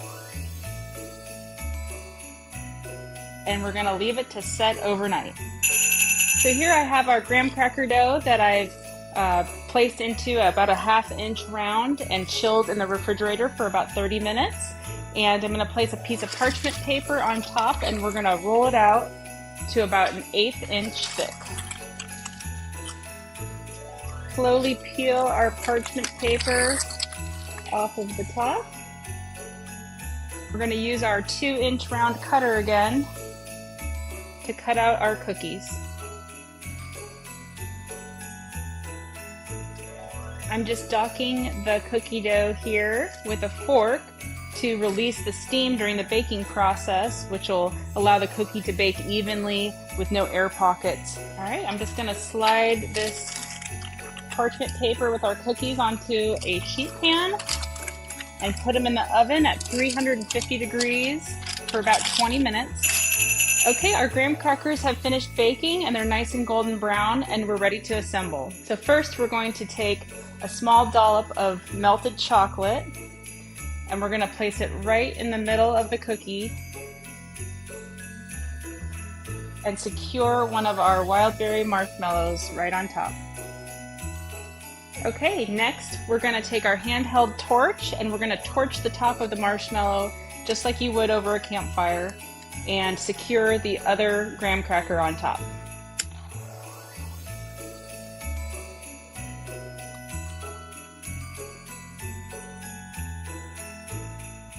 We're going to take the cookie and dip halfway into our dark chocolate. Sprinkle with our chopped toasted almonds, our dehydrated blueberries, and a little bit of Alaska sea salt. All right, we let our cookies cool completely on the rack and they're ready to serve. Our wild berry Alaskan s'mores cookie. Merry Christmas from my family to yours. Aloha everyone, my name is Chef Sheldon Simeon and I am in my home kitchen representing the great state of Hawaii. I grew up on the Big Island as a third-generation Filipino, and I love sharing Hawaii's local food with the world. Today, I'm going to be showing you how to bake chocolate birthday cake butter mochi. These chewy, dense, squishy coconut and rice flour cake bars are a cousin of the Filipino bibingka and are one of the island's most loved desserts. So we're going to start with the chocolate chips and butter in a bowl. I've already melted it in the microwave at 30-second increments. To that, I'm going to stir in my sugar, stirring that till it's nice and combined. Next, I'm going to add in my eggs, adding them one at a time and then stirring them in. I'm going to add the rest of the wet ingredients, and that's going to be the vanilla extract, my evaporated milk, and finally, full-fat coconut milk. We'll take our whisk and combine that till they're all mixed up. Try not to get some on the table.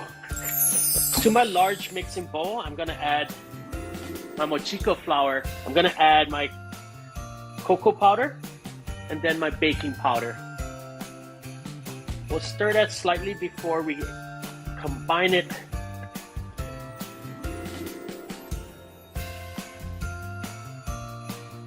Gently scraping the bottom of the bowl, making sure everything is well incorporated. When the batter is totally smooth, we're gonna pour it into the greased 9x13 baking pan. Super simple frosting, 2 ingredients. We've got classic peanut butter here. If you want to, you could use natural peanut butter.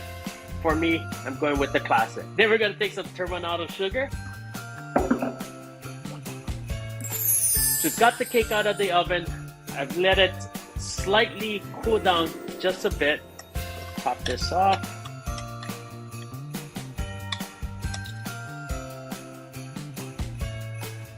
Just using a spatula, I'm trying to get this nice and easy. We're gonna finish this off with some red, white, and blue sprinkles, same colors as our Hawaii state flag. White, sprinkled with some red. And take a knife and cut them into some squares. There you go. It's amazing. Chewy, squishy, chocolatey. Happy holidays from my ohana to yours. Well, folks, we did it. A wrap on today's first ever Great American Holiday Cookie Swap. More than 50 chefs in 50 states, plus Washington, D.C. and Puerto Rico. Can you believe it? We hope you discovered some delicious ideas for your next holiday party and hope you had as much fun as we did. All of the recipes from the show are available on today.com, so head to our website or simply scan that QR code. And to those who made a donation, thank you so much for your generosity this holiday season. We hope you had an amazing time watching today's Great American Holiday Cookie Swap. From all of us at Today, have a wonderful holiday season.